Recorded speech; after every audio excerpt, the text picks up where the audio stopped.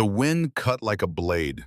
It screamed down from the Bighorn Mountains with the fury of something betrayed tearing through the valley where Cottonwood Ridge huddled against the December cold. The town was a collection of lies, weathered storefronts, pretending to be permanent, frozen mud streets, pretending to be civilization and wooden crosses in the cemetery, pretending that anyone here had died with dignity. Samuel Hartwell knew lies when he saw them. He had worn one pinned to his chest for 32 years. The badge was tarnished now, scratched by 3 decades of compromises, but it still caught the pale afternoon light as Sam rode toward the commotion at the town's edge. His mare, a gray roan named Temperance, picked her way through snowdrifts with the caution of an animal that understood mortality. Sam understood it too. 61 years, 3 weeks from retirement, and a lifetime spent believing that the law meant something beyond the men who enforced it. He was about to learn how wrong he had been. The crowd's noise rose above the wind, a low, hungry rumble like distant thunder. Sam urged Temperance forward, and the town came into focus, the general store, with its faded sign, the saloon leaking lamplight into the gray day, the blacksmith's forge cold and dark. But everyone was moving toward the abandoned church at the eastern edge, the one that had lost its preacher to cholera 2 winters back and never found another. The building leaned like a drunk, its white paint peeling away to reveal rotted wood beneath, and its bell tower had collapsed years ago.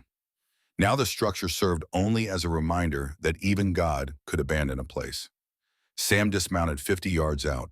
The crowd was too thick to ride through, and something in his gut, the same instinct that had kept him breathing through 100 gunfights, told him that charging in would end poorly.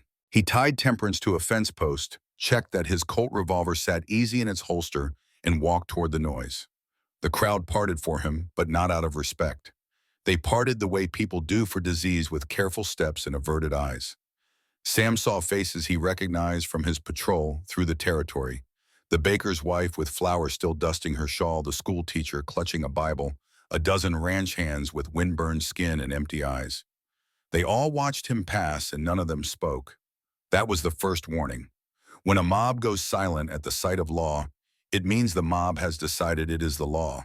The church doors hung open, one hinge broken, so they yawned wide like a mouth mid-scream. Sam stepped inside and the cold followed him. The interior was worse than the outside. Pews had been torn apart for firewood, leaving rows of splintered stumps. The floor was covered in snow, blown through gaps in the walls, and the altar at the front was scarred with knife marks and obscenities. But the crowd had gathered here anyway, packed shoulder to shoulder, breath fogging in the frozen air. At least 60 people, maybe more, all of them facing forward, all of them watching the same thing. Sam pushed through to the front, and his heart stopped. 7 figures stood on crude wooden scaffolding beneath the warped remains of the church's crucifix. 7 nooses hung from the crossbeam, and 7 necks wore those nooses like obscene jewelry. But only one figure drew Sam's attention, held it with the grip of a fist around his throat. A girl, barely 20 if that. Her hands were bound behind her back with hemp rope so tight that blood had soaked through to drip onto the snow at her feet. Her hair, ash blonde and matted, hung in frozen clumps around a face that had once been soft, but was now carved hollow by hunger and terror. Her dress was little more than rags torn at the shoulder and stained with mud. Her feet were bare, the toes blackened with frostbite. She shivered so violently that the rope around her neck swayed, and her eyes, wide gray and unblinking, stared at something beyond the crowd, beyond the church, beyond Wyoming itself.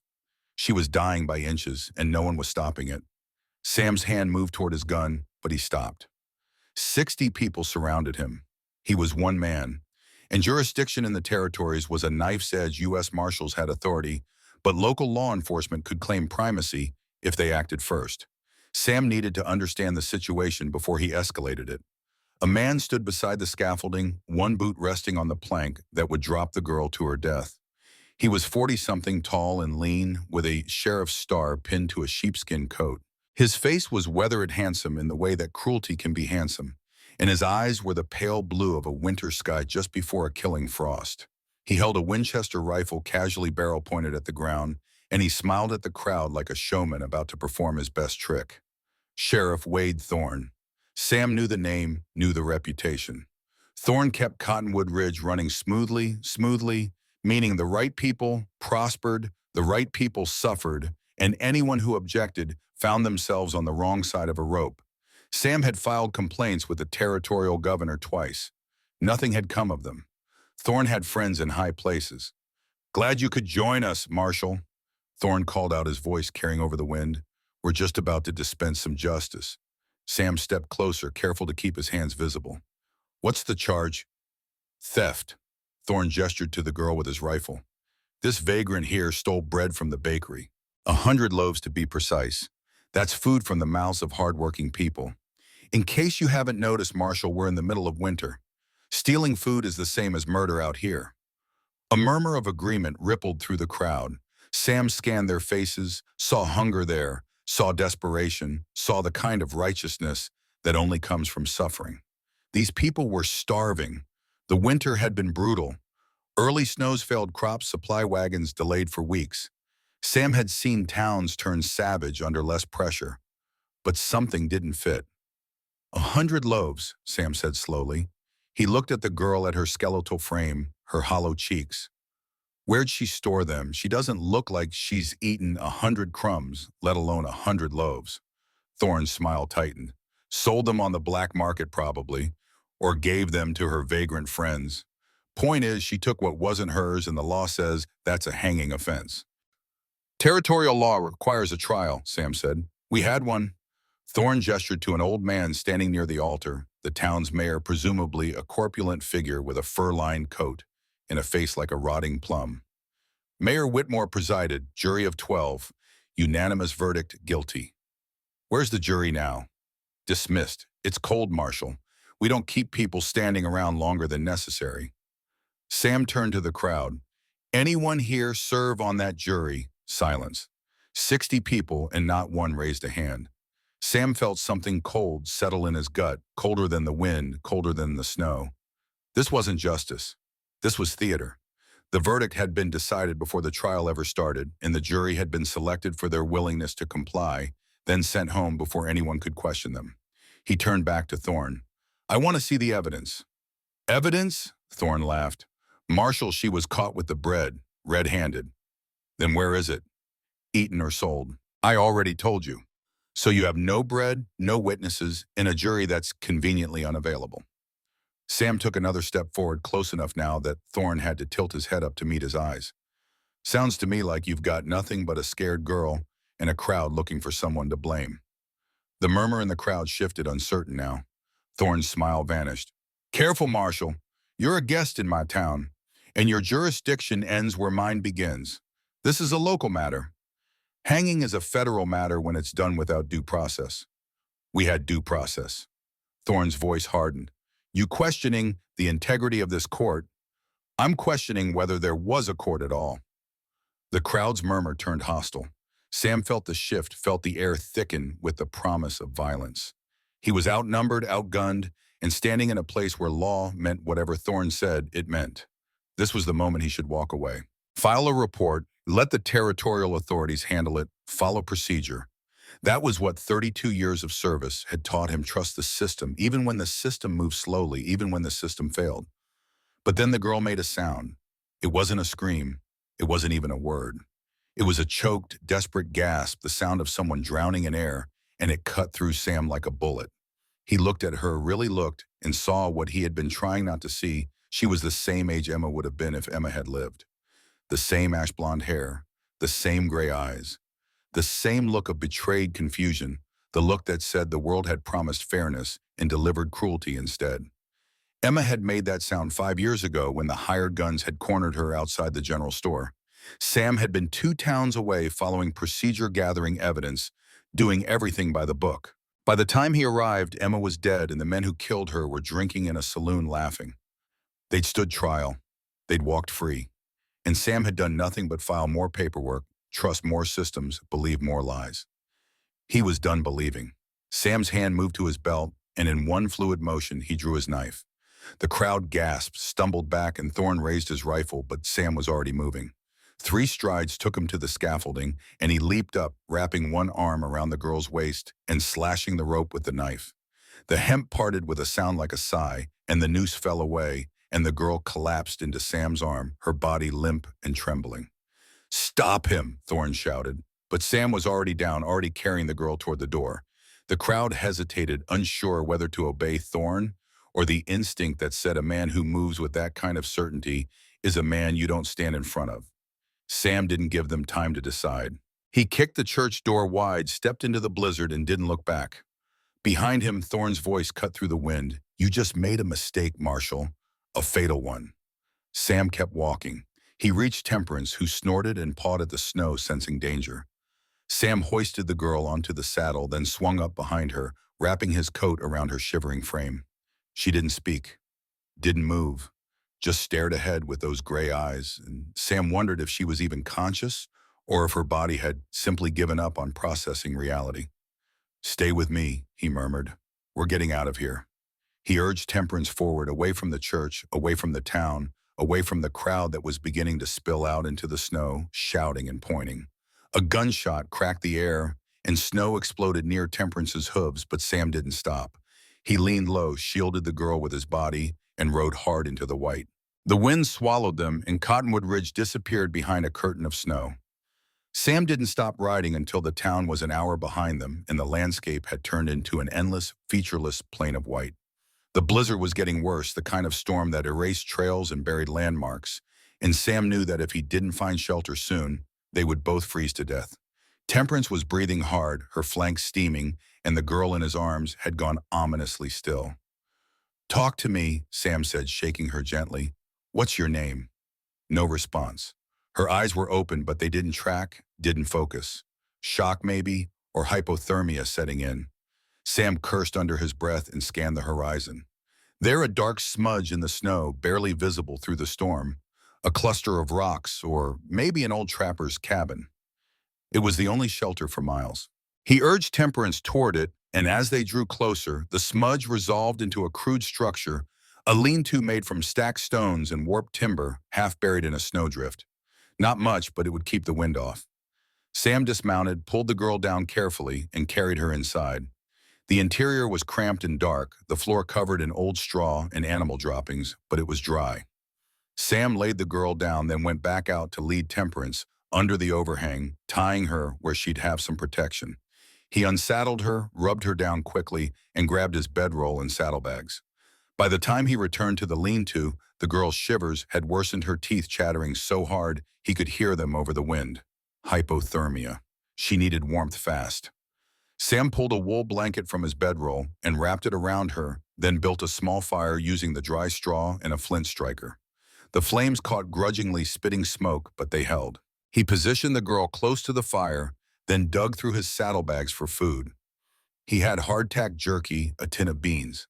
He opened the beans, held the tin over the fire until the contents warmed, then knelt beside the girl. "You need to eat," he said gently. Her eyes flicked to him, the first sign of awareness he'd seen. She stared at the tin of beans like it was a mirage, something that would vanish if she blinked. Slowly, hesitantly, she reached out with shaking hands. Sam helped her guide the tin to her lips, and she drank the bean juice first, gulping it down like a woman dying of thirst. Then she ate the beans one at a time, chewing mechanically, and Sam watched her throat work with each swallow, watched the life come back into her face by painful degrees. When the tin was empty, she set it down and looked at him. Her lips moved, but no sound came out. Sam waited. Finally, in a voice barely louder than the wind, she spoke. "Why?" The word hung between them, vast and unanswerable. Sam didn't have a good response. He didn't know why he'd cut her down, why he'd thrown away 32 years of playing by the rules, why he'd made himself a fugitive to save a girl whose name he didn't even know. All he knew was that when he looked at her on that scaffolding, he'd seen Emma, and he couldn't stand by and watch another girl die while he followed procedure. "Because the innocent shouldn't hang," Sam said finally. It was the only truth he had. The girl stared at him, and something in her eyes cracked just a little. Her face crumpled, and she began to cry, silent, shaking sobs that seemed to tear something loose inside her. Sam let her cry. He knew from experience that some things couldn't be comforted, only endured. After a while, the sobs subsided, and she wiped her face with the edge of the blanket, leaving streaks of grime and tears. "My name is Rose," she said, her voice steadier now. "Rose McKenna." "Samuel Hartwell," Sam said. "People call me Sam. You're a marshal. For 3 more weeks. Rose frowned at that but didn't ask. Instead, she looked down at her hands still bound at the wrists with the hemp rope. The bindings had cut deep and the skin was raw and bleeding. Sam took out his knife and cut the rope carefully, then used a strip of cloth from his saddlebag to bandage the wounds. Rose winced but didn't pull away. "They said you stole 100 loaves of bread," Sam said. "Did you?" Rose's jaw tightened. For a long moment she didn't answer, and Sam thought she might refuse to talk. But then she looked up at him, and her eyes were hard defiant. "I took 1 loaf," she said. "One. And I didn't take it for myself." "Who did you take it for?" "A boy, 6 years old. His mother froze to death a week ago, and he's been living under the old railroad overpass trying to survive on snow and scraps. I found him 3 days ago, and he was so thin you could see his ribs through his shirt. I begged the baker for bread. I begged his wife. I begged anyone who would listen. They all said the same thing: they didn't have enough to spare, and vagrants don't get charity." Rose's voice shook, but she didn't cry again. "So I waited until the bakery closed, and I broke in through the back window. I took 1 loaf, one. I brought it to the boy, and he ate half of it, and he smiled for the first time since his mother died. The next morning, the sheriff's men dragged me out of my camp and said I'd stolen 100 loaves. They said I was a thief and a menace, and they were going to hang me as an example." Sam felt a slow, cold rage building in his chest. "And the boy? Still under that overpass as far as I know. Probably dead by now." "Where's the overpass?" "2 miles north of town." "Why?" Sam didn't answer. He stood, grabbed his coat, and headed for the lean-to's entrance. Rose scrambled to her feet, nearly tripping over the blanket. "Where are you going?" "To get the boy," Sam said. "If he's still alive, we're bringing him back here." "It's a blizzard. You'll freeze." "Then I'll freeze." Sam pulled his hat down, checked his revolver, and glanced back at Rose. "Stay by the fire. If I'm not back in 2 hours, take Temperance and ride south. There's a fort about 50 miles out. Tell them what happened. They'll protect you." "I'm coming with you," Rose said. "No, you're not. You can barely stand." "He trusts me. If you show up alone, he'll run." Sam hesitated. She had a point. A 6-year-old boy living under an overpass wouldn't trust a stranger, especially not one who looked like law enforcement. But bringing Rose into the storm was a risk. She was weak, frostbitten, and traumatized. If the cold didn't kill her, exhaustion would. "If you slow me down," Sam said, "I'm carrying you back here." "Understood." Rose nodded. She wrapped the blanket around her shoulders like a cloak, and together they stepped out into the blizzard. The storm had worsened. Visibility was down to 10 feet, and the wind screamed like something alive and angry. Sam led Temperance by the reins, and Rose walked beside him, hunched against the cold. They moved north, navigating by instinct in the faint memory of the land's contours.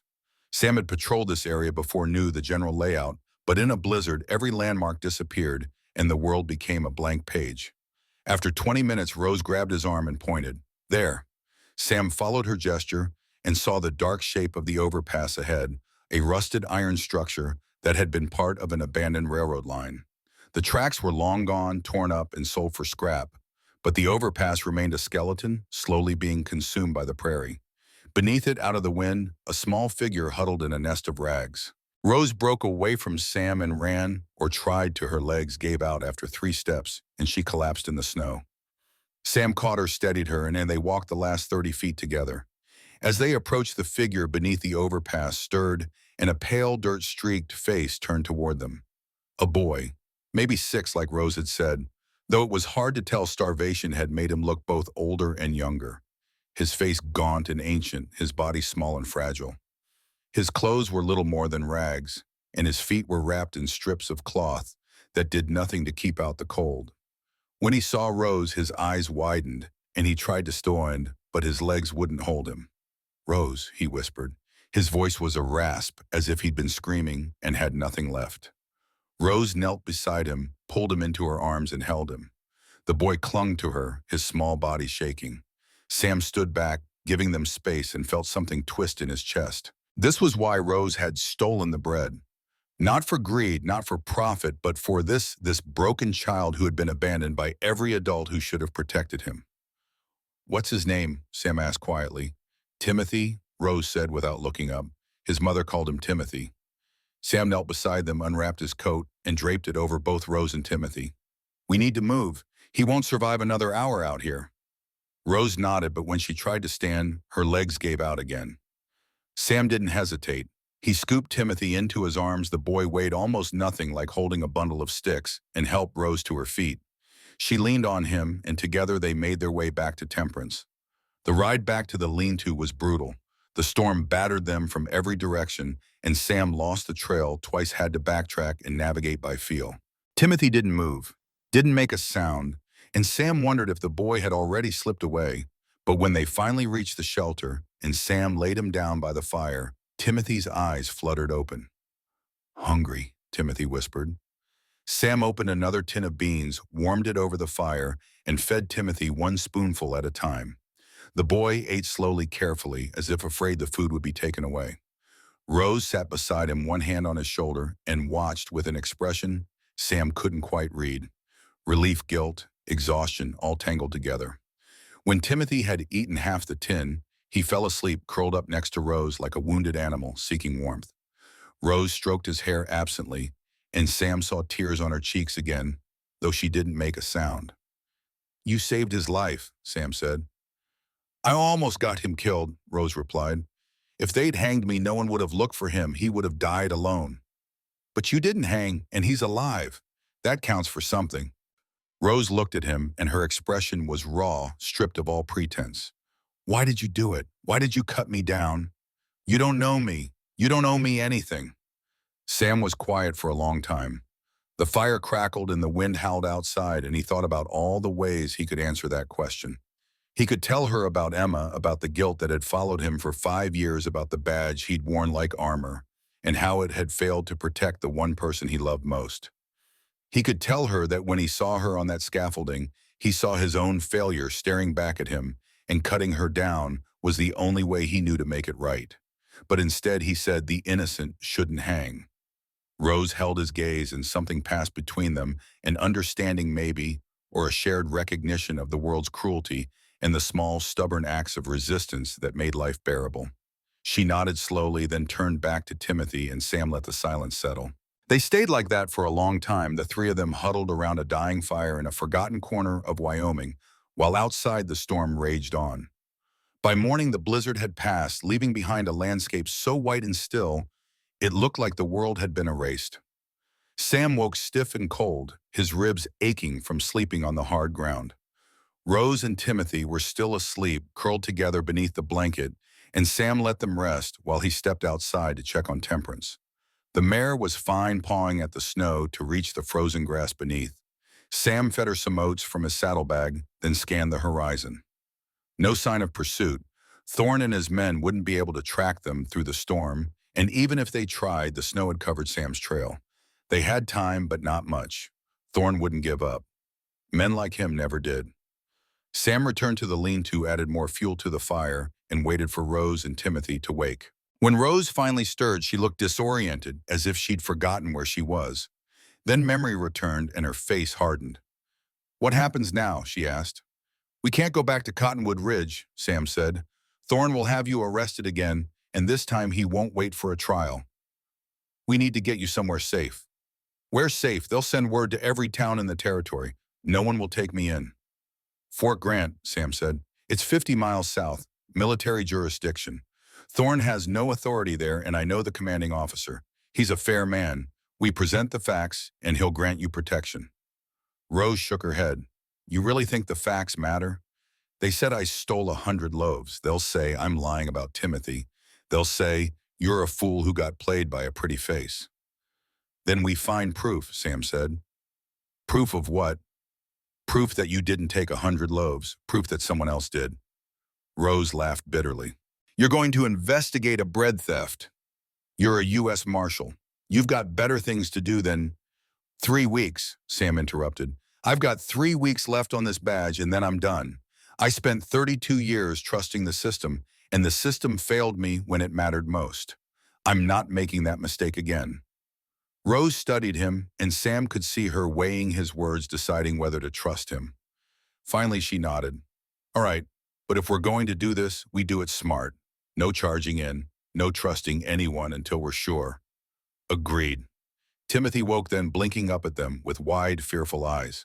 Rose immediately knelt beside him, murmuring reassurances, and Sam saw the boy relax at the sound of her voice. It reminded Sam of the way Emma used to look at him before the world taught her that trust was a luxury.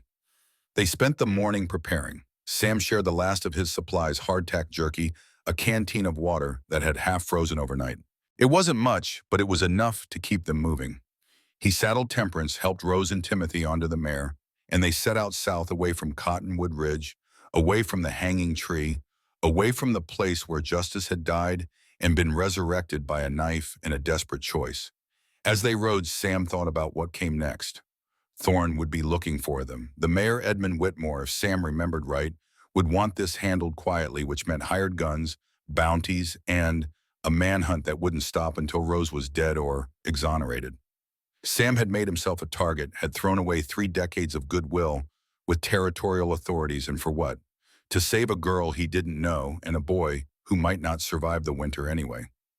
But when he glanced back and saw Rose holding Timothy, saw the way the boy had finally stopped shaking, saw the faint spark of hope in Rose's eyes, he knew he'd made the right choice. The system had failed. The badge had failed. But he hadn't. Not this time. 3 weeks until retirement, and Sam Hartwell was finally doing the job he'd sworn to do 32 years ago, protecting the innocent no matter the cost. They reached Sam's cabin by midday. It sat at the base of a low hill surrounded by pine trees and half buried in snow. The structure was simple timber walls, a stone chimney, a single room with a loft, but it was solid, built to last, and it had kept Sam alive through 5 brutal winters.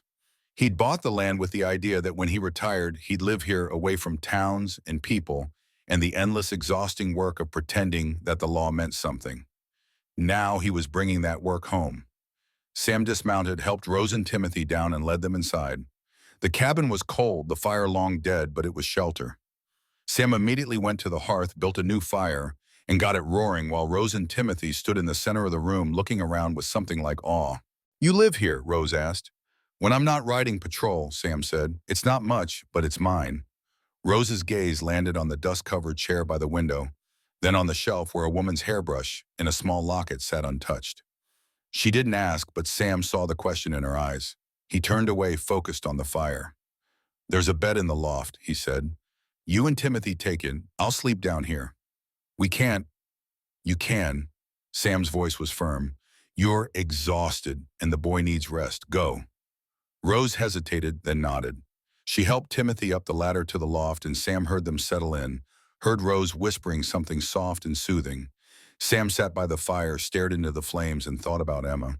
She would have been Rose's age now if she'd lived. She would have had that same fierce determination, that same refusal to let the world break her. Sam had raised Emma to believe in justice, to believe that doing the right thing mattered, and then the world had punished her for it. The men who killed her had walked free, and Sam had done nothing but file reports, trust the system, wait for justice that never came. He reached into his pocket and pulled out the locket, the one that should have been buried with Emma, the one he'd kept because letting go of it felt like letting go of her. Inside was a photograph, faded and cracked Emma at 16, smiling, her hair in braids, her eyes bright with the kind of hope that comes before the world teaches you better.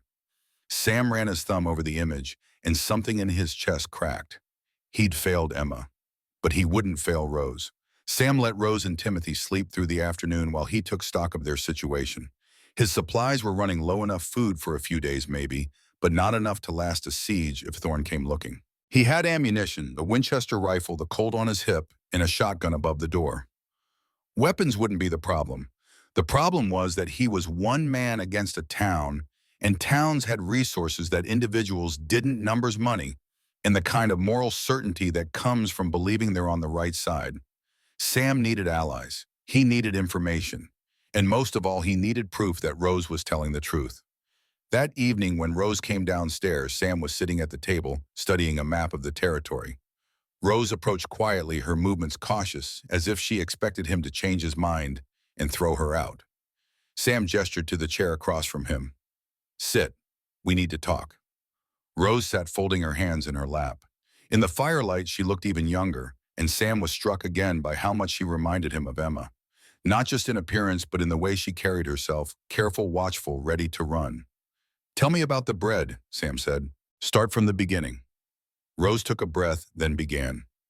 She'd arrived in Cottonwood Ridge 3 months ago, drifting through like she'd drifted through a dozen other towns. No family, no job, no prospects, just another vagrant trying to survive winter. She'd found work mucking out stables, washing dishes, anything that paid a few coins or a hot meal. The townspeople tolerated her barely, but they didn't trust her. Vagrants were seen as thieves and troublemakers, and Rose had learned to keep her head down. Then she'd found Timothy. His mother, a widow named Clara, had been living in a shack on the outskirts of town, surviving on charity and whatever work she could find.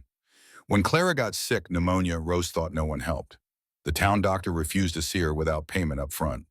The church offered prayers but no medicine. Clara died alone and Timothy was left with nothing. Rose had tried to take him in, but she had no home, no resources. She brought him scraps of food when she could, but it wasn't enough. Timothy was starving slowly and visibly, and no one cared. When Rose begged the baker for help, he'd laughed in her face. When she begged the mayor, he'd had her thrown out of his office. So she broke into the bakery. It was stupid, Rose said, her voice flat. I knew it was stupid, but I couldn't watch him die. I took one loaf, wrapped it in a cloth, and climbed out the window. I gave it to Timothy, and he ate half of it, and for the first time in days, he smiled. I thought I'd gotten away with it. What happened? The next morning, the sheriff's men dragged me out of my camp. They said someone reported seeing me near the bakery. They searched my things, found crumbs. Of course, they found crumbs I just fed Timothy.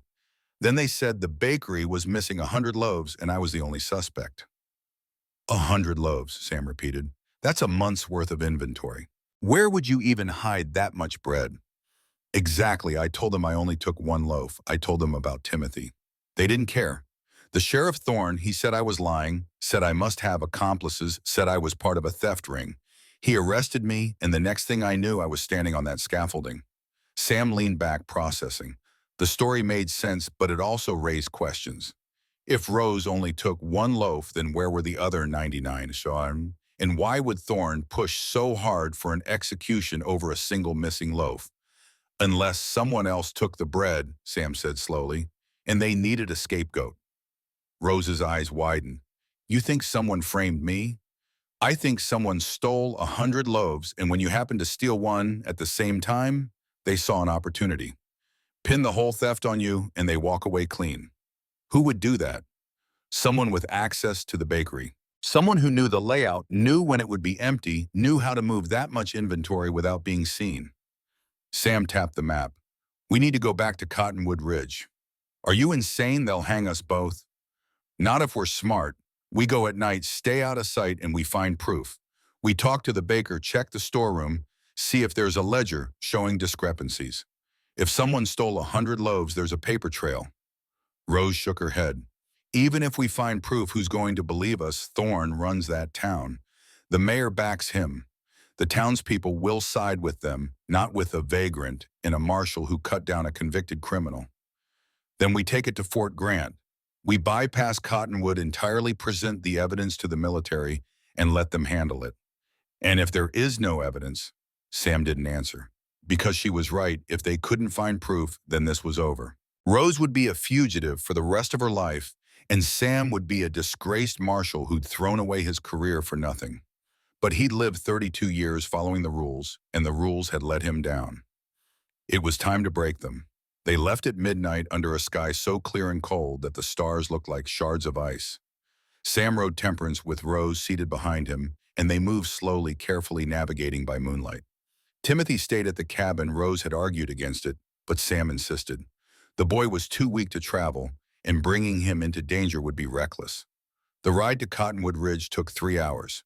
By the time they reached the outskirts, the town was dark, most of its residents asleep.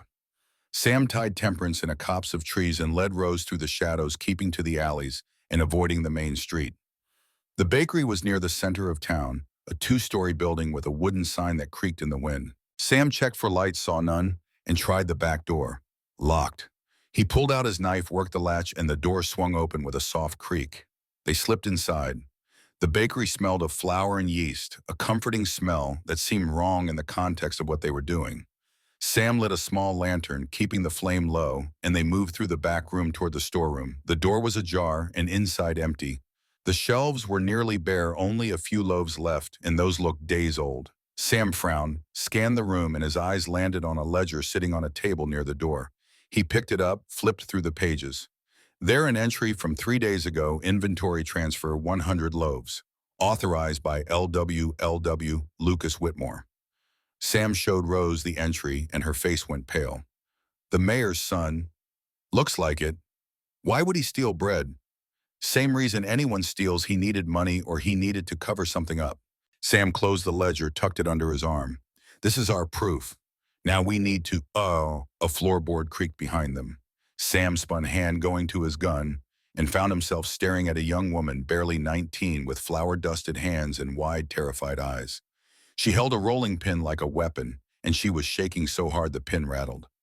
"Please don't hurt me," she whispered. Sam raised his hand slowly. "We're not here to hurt anyone. Who are you?" Hannah Pierce. "I work here. I heard voices and I thought—" She broke off, tears streaming down her face. "If you're here to rob the place, there's nothing left to take. Lucas already—" She stopped, clapped a hand over her mouth, eyes wide with horror. Sam took a step forward, careful, non-threatening. "Hannah, listen to me. We're not here to rob you. We're here to find out what happened to the bread." "You just said Lucas took it." "Lucas Whitmore." Hannah nodded, still trembling. "I wasn't supposed to say anything. He said if I told he'd—" Her voice broke. "He said he'd burn my family's house down, with them inside." Rose moved forward, put a hand on Hannah's shoulder. "We're not going to let that happen, but we need you to tell us the truth. What did Lucas do?" Hannah lowered the rolling pin, sagged against the wall. "He came here 3 nights ago after we closed. He had keys. I don't know how he got them. He went into the storeroom and loaded 100 loaves into sacks, said he was taking them to sell. I tried to stop him and he—" She touched her cheek, and Sam saw the faint outline of a bruise. "He hit me, told me to say it was the vagrant girl. Told me if I didn't, he'd make sure my family suffered." Sam felt cold fury settle in his chest. "Did anyone else see him?" "No, it was late. Everyone was gone." "Will you testify to this?" Hannah's eyes filled with fresh tears. "I can't. He'll kill me. He'll kill my family." "Not if we stop him first," Sam said. "But we need your help. Write down what you just told us. Sign it. Date it. We'll take it to the military authorities and they'll protect you." "You don't understand," Hannah whispered. "Lucas doesn't work alone. His father, the mayor, he controls this whole town. The sheriff, the judge, everyone. If I go against them, I'm dead." "Then leave with us," Rose said. "We're going to Fort Grant. Come with us. Bring your family. You'll be safe there." Hannah looked between them, torn, and Sam could see the war happening behind her eyes. Fear versus hope, survival versus justice. Finally, she nodded. "Give me an hour. I'll get my family and we'll meet you at the edge of town." "Don't take longer," Sam warned. "If anyone sees you packing, it's over." Hannah nodded again, then slipped past them and out the back door, moving like a ghost. Sam and Rose followed, and they made their way back to Temperance, hearts pounding, ledger tucked safely under Sam's coat. They'd found their proof. Now they just had to survive long enough to use it. They waited at the edge of town, hidden in the trees, watching the road. An hour passed, then 2. Sam's nerves stretched thin, and he scanned the darkness for any sign of Hannah or pursuit. Beside him, Rose was silent, tense, her eyes fixed on the town. Finally, movement, 3 figures hurrying down the road carrying bundles. Hannah, a middle-aged man, her father probably, and a younger boy. They moved quickly, glancing over their shoulders, and Sam stepped out of the shadows to meet them. "This way," he said quietly. They followed him into the trees, and Sam helped them onto Temperance, and a second horse he'd taken from Thorne's stable. He'd figured the sheriff owed him. The group moved south away from Cottonwood Ridge, and as the town disappeared behind them, Sam felt a grim satisfaction settle in his chest. They had evidence, they had witnesses, and they had a chance. But Sam knew this wasn't over. Thorne would come for them, Lucas Whitmore would come for them, and Mayor Edmund Whitmore, who'd built his empire on corruption and violence, would come for them with everything he had. Sam touched the badge still pinned to his vest, tarnished, scratched, meaningless. He thought about Emma, about the promises he'd made, and broken, about the system he'd trusted and the lives it had destroyed. Then he unpinned the badge, held it in his palm for a long moment, and threw it into the snow. He was done being a marshal. He was done trusting the system. From now on, justice would be whatever he made it. They rode through the night, and behind them, Cottonwood Ridge burned with lanterns as Thorne's men realized their quarry had escaped. The chase had begun. Dawn broke cold and pale over the prairie, the sun a weak disk struggling through clouds that promised more snow. Sam pushed the horses hard through the night, and now as light crept across the frozen landscape, he finally allowed them to slow. Behind him, Hannah and her family huddled together on the second horse, exhausted and silent. Rose rode with Sam on Temperance, her arms wrapped around his waist, her breathing steady against his back. They'd covered 20 miles, maybe more, but Sam knew distance meant nothing if Thorne tracked them with fresh horse and a score of men. The sheriff would be furious, humiliated, and men like Thorne didn't forgive humiliation. They made examples of it. Sam reined Temperance to a stop beside a frozen creek bed where a cluster of cottonwoods offered some cover from the wind. He dismounted, helped Rose down, then turned to Hannah's family. Hannah's father was a weathered man in his 50s, a blacksmith judging by the burn scars on his forearms. He climbed off the horse stiffly, then lifted Hannah's younger brother down, a boy of maybe 10, with wide eyes and a face pinched from cold. Hannah herself moved like someone in shock, her hands trembling as she pulled a shawl tighter around her shoulders. "We need to rest the horses," Sam said. 20 minutes, no more." Hannah's father nodded, then extended a hand. "Name's Robert Pierce. This here's my son Daniel. You already met Hannah." Sam shook his hand. "Samuel Hartwell. That's Rose McKenna, and the boy back at my cabin is Timothy." "You're the marshal who cut her down," Robert said, glancing at Rose. "Hannah told us on the ride. Said you threw away your badge." "Not yet," Sam said, though even as he spoke, he remembered the weight of the badge in his palm before he tossed it into the snow. Symbolic maybe, but symbols had power. "But I will, soon as we reach Fort Grant. You think the military will help us?" "I know the commanding officer, Colonel Harrington. He's a hard man, but he's fair. If we show him the ledger, if Hannah testifies, he'll grant you protection and open an investigation." Robert's jaw tightened. "And if he doesn't, then we find another way." It wasn't much of an answer, but it was all Sam had. Robert seemed to accept it, or at least decided not to argue. He led Daniel to the creek where they knelt and broke through the thin ice to fill canteens. Hannah stayed near the horses, staring back toward Cottonwood Ridge, as if expecting Thorne to materialize out of the dawn. Rose moved to stand beside Sam, her voice low. "How long before they catch up?" "Depends. If Thorne left at first light, we've got 6 hours. If he left before, that could be less." "Can we make it to Fort Grant in 6 hours?" "Not with 2 horses and 7 people. We'll need to find fresh mounts or we'll have to stand and fight." Rose looked at him, and Sam saw something new in her eyes, not fear but a kind of grim determination.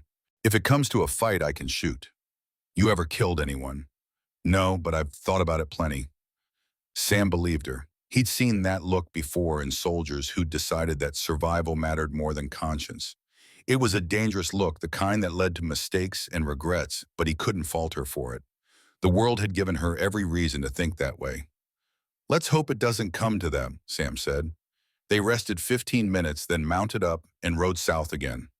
The landscape was bleak, endless stretches of white broken only by the occasional stand of trees or the dark line of a distant ridge. Sam scanned the horizon constantly, looking for movement, for dust clouds, for any sign of pursuit. So far, nothing. But he knew it was only a matter of time. By midday, the clouds thickened and snow began to fall again, light drifting flakes that blurred the world into soft obscurity. Sam cursed under his breath. Snow would slow them down, but it would also cover their tracks, make them harder to follow. A trade-off, and he'd take it. They crossed a low rise, and Sam spotted something ahead, a lone figure on horseback, moving perpendicular to their path, too far away to identify, but close enough to be trouble. Sam raised a hand, signaling the group to stop, and they halted in the cover of a shallow gully. "Stay here," Sam said. He dismounted, drew his Winchester from its saddle holster, and crept forward to get a better look. The rider was a man tall and lean, dressed in buckskins and a wide-brimmed hat. He sat his horse with the easy confidence of someone who'd spent more time in the saddle than on solid ground, and he carried a rifle across his lap. As Sam watched, the rider stopped, dismounted, and knelt in the snow examining something. Tracks, Sam realized. They're tracks. Sam's pulse quickened. This wasn't Thorne. The man was alone, and Thorne traveled with a pack. But that didn't mean he was friendly. Bounty hunters worked the territories, and if Thorne had put out word that Sam and Rose were fugitives, there'd be men eager to collect. Sam leveled his rifle, took aim, and shouted, "Don't move!" The rider didn't flinch. He stayed kneeling, relaxed, as if he'd been expecting this. Then he raised one hand, palm out, and turned his head slowly towards Sam. "Easy, Marshal," the man called. His voice was rough, gravelly, with an accent Sam couldn't quite place. Something southwestern, maybe Apache. "I'm not here for trouble." "Then why are you following us?" "I'm not. I'm following Thorne." Sam hesitated. The man's tone was casual, almost amused, and he made no move toward his rifle. Sam lowered his Winchester slightly but kept it ready. "Who are you?" The man stood, brushed snow off his knees, and walked towards Sam with his hands visible. As he drew closer, Sam got a better look, mid-50s, maybe older, with a face carved from hard lines and a lifetime of sun. His eyes were dark, almost black, and they missed nothing. A scar ran from his left temple to his jaw, pale against weathered skin, and his hair, gray-streaked and pulled back, was tied with a strip of rawhide. "Name's Dutch Brennan," the man said. He stopped 10 feet away, keeping his hands clear of his weapons. "I'm a tracker, cavalry scout back in the day. Now I work for whoever pays, but I'm not working for Thorne." "Then who are you working for?" "Myself." Dutch's mouth twitched, something that might have been a smile. "Heard there was a marshal who cut down a girl from a hanging, then rode off with evidence that it embarrassed the good people of Cottonwood Ridge. Figured that was a man worth meeting." Sam studied him, weighing the risk. Dutch didn't look like law enforcement, didn't carry himself like hired muscle. He looked like what he claimed to be: a tracker, independent, someone who lived outside the lines. But that didn't mean he could be trusted. "You still haven't told me why you're here," Sam said. Dutch's almost smile faded. "I'm here because Wade Thorne is a murdering son of a bitch, and I've been waiting 15 years for someone to put a bullet in him. When I heard you crossed him, I figured you might be the man to do it." "I'm not an assassin." "Didn't say you were, but Thorne's not going to let you walk away. He'll come after you with everything he's got, and when he does, you're going to need help." Dutch tilted his head toward the gully. "How many people you got with you?" "5, 6, half of them civilians, I'm guessing." "Thorne's got 20 men, all armed, all loyal, because he pays better than anyone else in the territory. You're outgunned, outmanned, and you're running out of time. Why do you care?" Dutch's expression went cold, and for the first time Sam saw something dangerous beneath the casual exterior. "Because Thorne killed my family, and I'm going to watch him hang one way or another." The words hung in the frozen air, heavy with old grief and older rage. Sam had heard that tone before, in the voices of men who'd lost everything and had nothing left but vengeance. It was a tone that couldn't be reasoned with, couldn't be bargained with. It simply was. "Tell me," Sam said quietly. Dutch looked at him for a long moment, then nodded. "All right, but not here. If I can track you, Thorne's men can too. Let's get your people moving, find someplace defensible, and I'll tell you the whole story." Sam considered, then made a decision. He didn't trust Dutch. Brennan didn't know him well enough to trust him, but he believed him. Believed the grief, believed the hatred, believed that Dutch had his own reasons for wanting Thorne dead. And right now, Sam needed allies more than he needed certainty. "Follow me," Sam said. They returned to the gully where Rose and the others waited with weapons drawn. Robert had his blacksmith's hammer raised like a club, and Hannah clutched a small pistol that looked like it might fall apart if she fired it. Rose held a skinning knife, and her eyes were hard. "Who's this?" Rose demanded. "Dutch Brennan," Sam said. "He's a tracker. Says he's got a grudge against Thorne." "Says," Rose repeated. "You believe him?" "Enough to let him ride with us. If he tries anything, we've got him outnumbered." Dutch raised an eyebrow at that, his almost smile returning. "Comforting." They remounted, Dutch falling in beside Sam, and they rode south again, faster now, pushing the horses harder. Dutch led them to a cluster of ruins, an old cavalry outpost abandoned years ago, its walls crumbling, but still standing. They took shelter inside, built a small fire in what had once been a barracks, and Dutch finally told his story. 15 years ago, Dutch Brennan had been a young man, newly married, stationed with the cavalry at Fort Lowell in Arizona Territory. His wife, Ayanna, was Apache from a band that had negotiated peace with the U.S. government and lived on treaty land near the fort. They had 2 children, a boy and a girl, And Dutch had believed foolishly. He said that the treaty meant something, that peace was possible. Then gold was discovered. It was a small deposit, barely worth the effort, but it was on treaty land, and that made it valuable. The mining companies wanted it.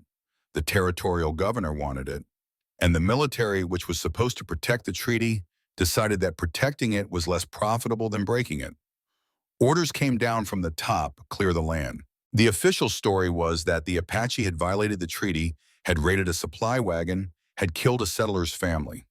None of it was true, but truth didn't matter. What mattered was that the land needed to be emptied, and the cavalry was the tool to do it. Dutch was away on patrol when it happened. His unit, led by a young lieutenant named Wade Thorne, rode into the Apache settlement at dawn. They didn't negotiate. They didn't warn. They just started killing. Men, women, children. 73 people died in less than an hour. The cavalry burned the lodges, scattered the livestock, and salted the earth so nothing would grow. When Dutch returned 3 days later, what he found were ashes and graves. His wife, his children, gone. Dutch's voice was flat as he told the story, empty of emotion, as if he'd burned through grief long ago, and all that remained was a cold, hollow rage. Sam listened, and something in his chest tightened. He'd known the cavalry had committed atrocities everyone knew, even if no one talked about it, but hearing it spoken aloud in the voice of a man who'd lived through it made it real in a way that reports and rumors never could. Thorne led the massacre, Dutch said. He was the one who gave the order to kill everyone. No prisoners, no mercy. I tried to get justice, filed complaints, demanded an investigation, wrote letters to every congressman I could name. But the massacre had been ordered by Captain Edmund Whitmore, who's now the mayor of Cottonwood Ridge. Whitmore made sure the whole thing got buried. Thorne got promoted to sheriff, and I got dishonorably discharged for conduct unbecoming. Rose, sitting across the fire, looked stricken. Thorne killed your family and got rewarded for it. That's how it works when you have got the right friends, Dutch said. He spat into the fire, the gesture contemptuous. Whitmore protected Thorne because Thorne knew where the bodies were buried, literally. If Thorne talked, Whitmore would hang. So they protect each other, and men like me get nothing. Sam felt a sick recognition settle in his gut. This was Emma all over again. The same corrupt system, the same powerful men shielding each other, the same hollow promises that justice would come. Only this time the crime was so much worse, and the cover-up had lasted 15 years. "Why didn't you kill him yourself?" Rose asked quietly. Dutch looked at her, and his expression was almost gentle. "Because I wanted it done right. I wanted him to stand trial, wanted the world to know what he did, wanted his name destroyed before his body was. If I'd shot him in an alley, he'd have died a hero. I want him to die a villain." "Then help us," Sam said.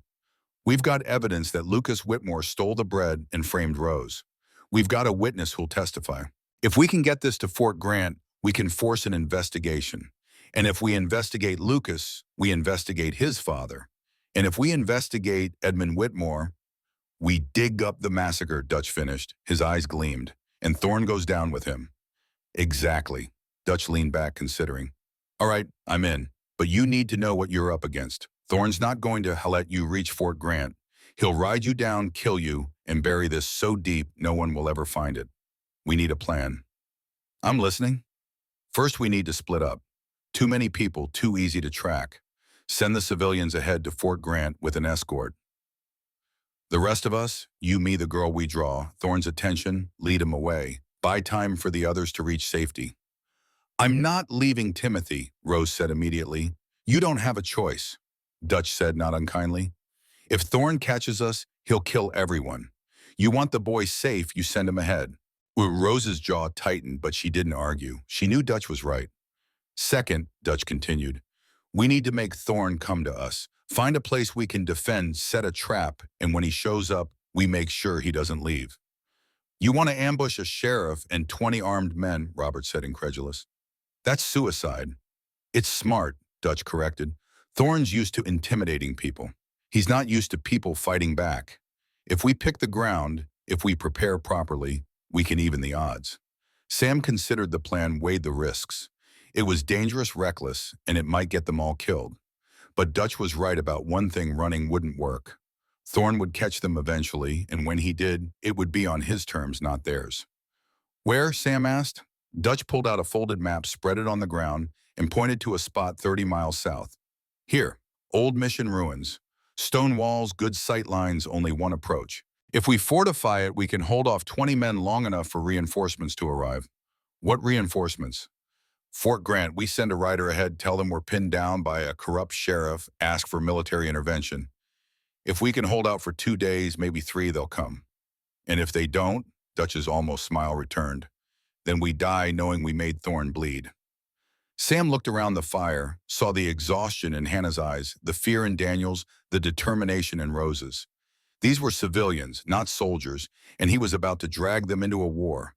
But the alternative was worse. Let Thorne win, let the system grind on unchallenged, let more girls hang and more families burn. All right, Sam said. We do it Dutch's way. They divided the group that evening. Robert, Hannah, and Daniel would ride to Fort Grant with the ledger and Hannah's written testimony along with one of the horses and enough supplies to reach the fort. Sam gave Robert a letter addressed to Colonel Harrington explaining the situation and requesting immediate assistance. It wasn't much, but it was all they had. Rose hugged Daniel goodbye and the boy clung to her, crying softly. She whispered something in his ear that Sam couldn't hear, then pulled away and turned her face so no one would see her tears. Hannah embraced her father and Robert held her for a long moment, his expression grim. You come back, Robert said to his daughter. I will, Papa. Sam watched them ride off into the dusk, 3 small figures disappearing into the snow, and felt a familiar weight settle on his shoulders. He'd just sent civilians into danger, trusted that they'd reach safety, bet their lives on a plan that might not work. It was the kind of gamble that kept him awake at night, the kind that haunted him when it went wrong. But this time he told himself it would go right. It had to. Dutch, Sam, and Rose spent the night preparing. They rode hard for the mission ruins, arriving just before dawn. The structure was older than the cavalry outpost built by Spanish missionaries a century ago and abandoned when the Apache drove them out. The walls were thick stone, weathered but solid, and the main building still had most of its roof. There was a courtyard, a bell tower that had partially collapsed, and a well that might still hold water. Dutch walked the perimeter assessing defensibility, while Sam and Rose unloaded supplies. They had 3 rifles, 2 pistols, ammunition, dried food, and blankets. Enough to survive a few days, maybe longer, if they rationed. This'll work, Dutch said, returning from his inspection. We barricade the main entrance post, a lookout in the bell tower, and keep the horses inside the courtyard. When Thorne shows up, we make him come through the choke point, pick off his men one at a time. How long before he finds us? Rose asked. He's already tracking us. I'd say we've got it 12 hours, maybe less. Then we'd better get to work. They spent the morning fortifying the mission. Dutch and Sam hauled stones to block the main gate, leaving only a narrow gap that would force attackers to funnel through single file. Rose climbed into the bell tower and set up a sniper position, testing sight lines and marking distances. Sam dug a fire pit in the courtyard and made sure they had clean water from the well. By midday, they were as ready as they'd ever be.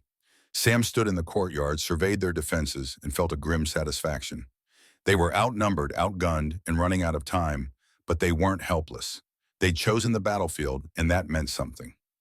Dutch joined him, chewing on a piece of jerky. You ever been in a siege before, Marshal? Once, Indian Territory 20 years back. We held off a Comanche raiding party for 3 days before reinforcements arrived. How many men did you lose? 4 out of 12. Dutch nodded as if the numbers confirmed something he had already suspected. Thorne's going to try to burn us out. Stone won't catch, but he'll fire the roof, fill the place with smoke, force us into the open. So we put out the fire. With what? We've got 1 bucket in a well that might be dry. Then we make sure he doesn't get close enough to light it. Dutch spat into the dirt. You're an optimist, Marshal. I like that. They ate a cold meal, no fire, no smoke to give away their position, and waited. The sun crawled across the sky, pale and distant, and the wind picked up, carrying the smell of snow.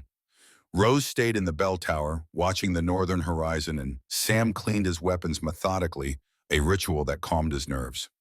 Dutch sat cross-legged on the ground, sharpening his knife with a whetstone. The sound was rhythmic, almost meditative, and Sam found himself watching the tracker's hands, the careful precision of each stroke. You regret it yet? Dutch asked without looking up. Regret what? Cutting her down, throwing away your badge, becoming a fugitive. Sam thought about it, really thought about it. A week ago, he'd been 3 weeks from retirement, a comfortable cabin, and a life of quiet obscurity. Now he was holed up in a ruin waiting for a corrupt sheriff to try to kill him, and his name was probably on wanted posters across the territory. No, Sam said. I don't regret it. Why not? Because I spent 32 years doing things the right way, and the right way let my daughter die. I'm not doing that again. Dutch looked at him then, and something passed between them, an understanding maybe, or recognition that they were both men shaped by loss and driven by the need to make it mean something. Your daughter, Dutch said. What happened? Sam told him. Not the whole story. Just the essentials, Emma. The hired guns. The trial that went nowhere. The system that protected killers and punished the innocent. Dutch listened without interrupting, and when Sam finished, the tracker nodded slowly. The law's a weapon, Dutch said. And like any weapon, it works for whoever's holding it. Right now, men like Thorne and Whitmore are holding it. But weapons can change hands. That's what we're doing here, Sam said. Taking it back. Or breaking it so no one can use it. Sam didn't answer. Because Dutch was right, there was a difference between reforming a system and destroying it, and Sam wasn't sure which one they were doing. Maybe both. Maybe it didn't matter as long as Rose lived and Thorne faced justice. The sun set and the temperature dropped, and they huddled in the mission's main hall wrapped in blankets, weapons close at hand. Rose descended from the bell tower for the first time all day, her face pinched with cold, and Sam made her drink hot water from the well. Anything? Sam asked. Nothing yet, but I saw dust on the horizon about an hour ago. Could be wind, could be riders. How far? 10 miles, maybe. If it's Thorne, he'll be here by dawn. Sam nodded. It was faster than he'd hoped, but not unexpected. Thorne had the advantage of numbers and fresh horses, and he'd been tracking them since they left Cottonwood Ridge. The only surprise was that he'd taken this long. Get some sleep, Sam said to Rose. I'll take first watch. I'm not tired. You're exhausted. Sleep. That's an order. Rose started to argue, then saw the look on Sam's face and relented. She curled up near the fire pit, wrapped in a blanket, and within minutes, she was asleep. Sam watched her breathe, watched the rise and fall of her shoulders, and felt something protective and fierce settle in his chest. He'd failed Emma, but he wouldn't fail Rose. Dutch joined him at the barricade, and they stood together in the dark, listening to the wind. After a while, Dutch spoke, his voice quiet. You remind me of someone.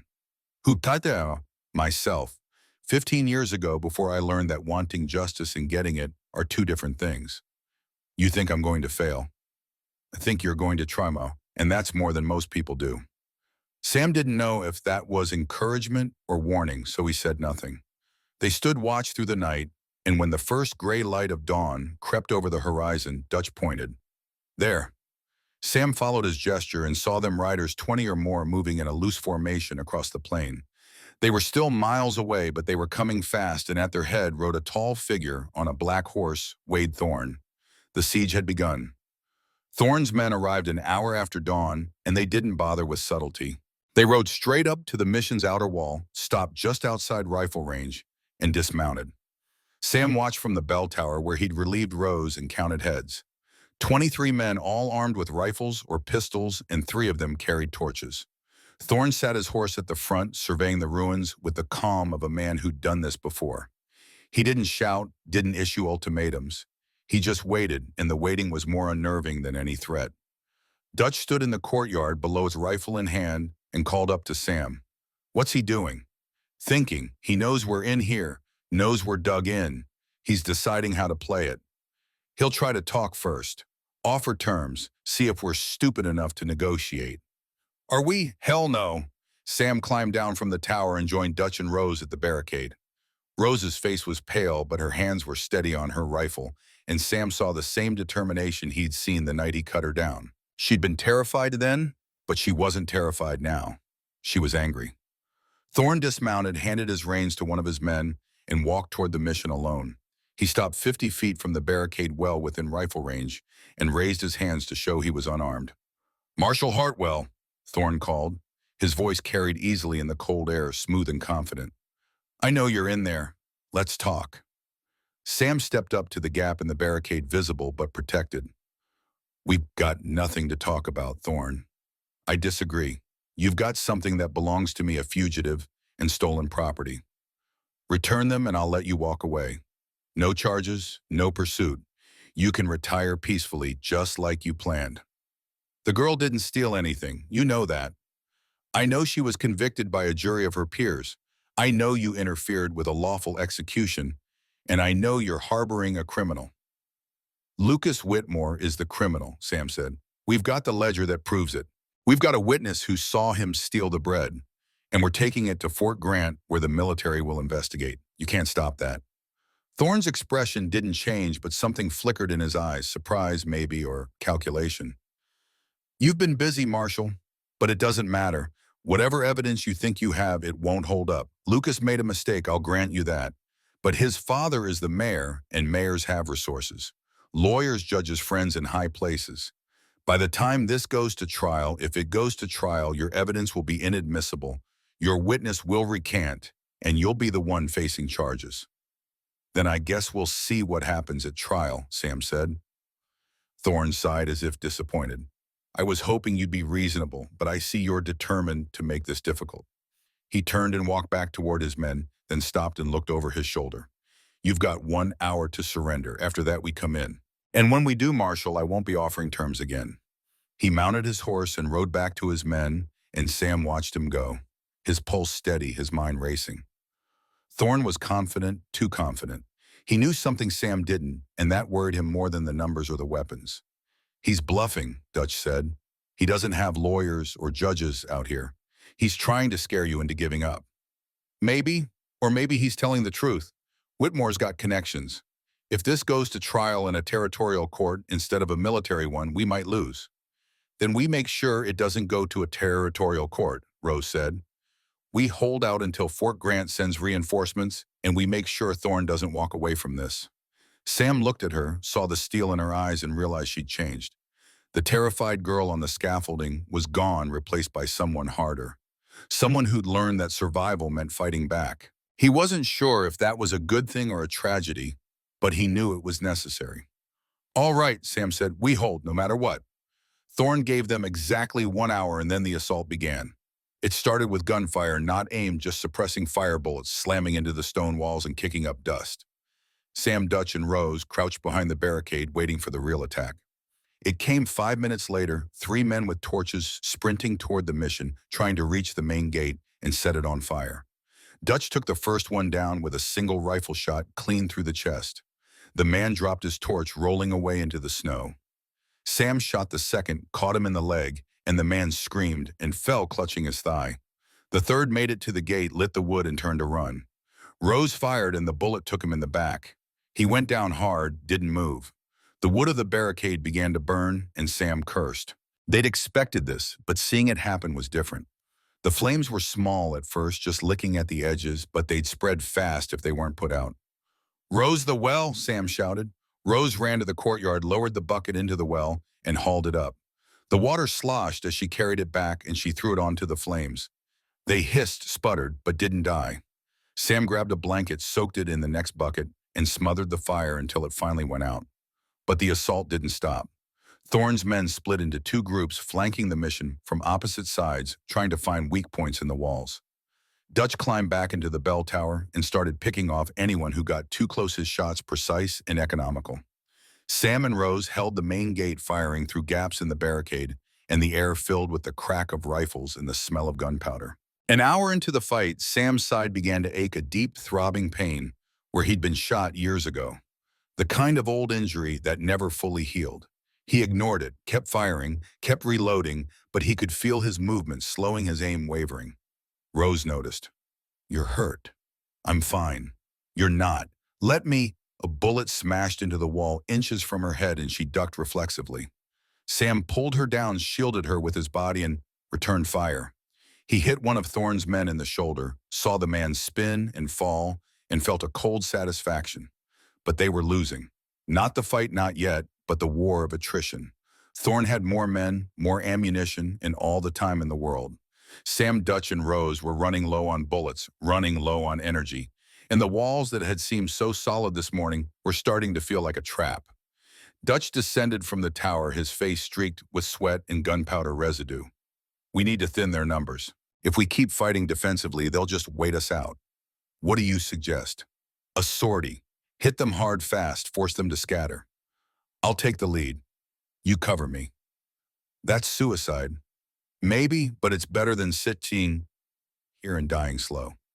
Sam wanted to argue, but Dutch was right. They couldn't win by defense alone. They had to take the fight to Thorne, disrupt his plans, make him second-guess himself.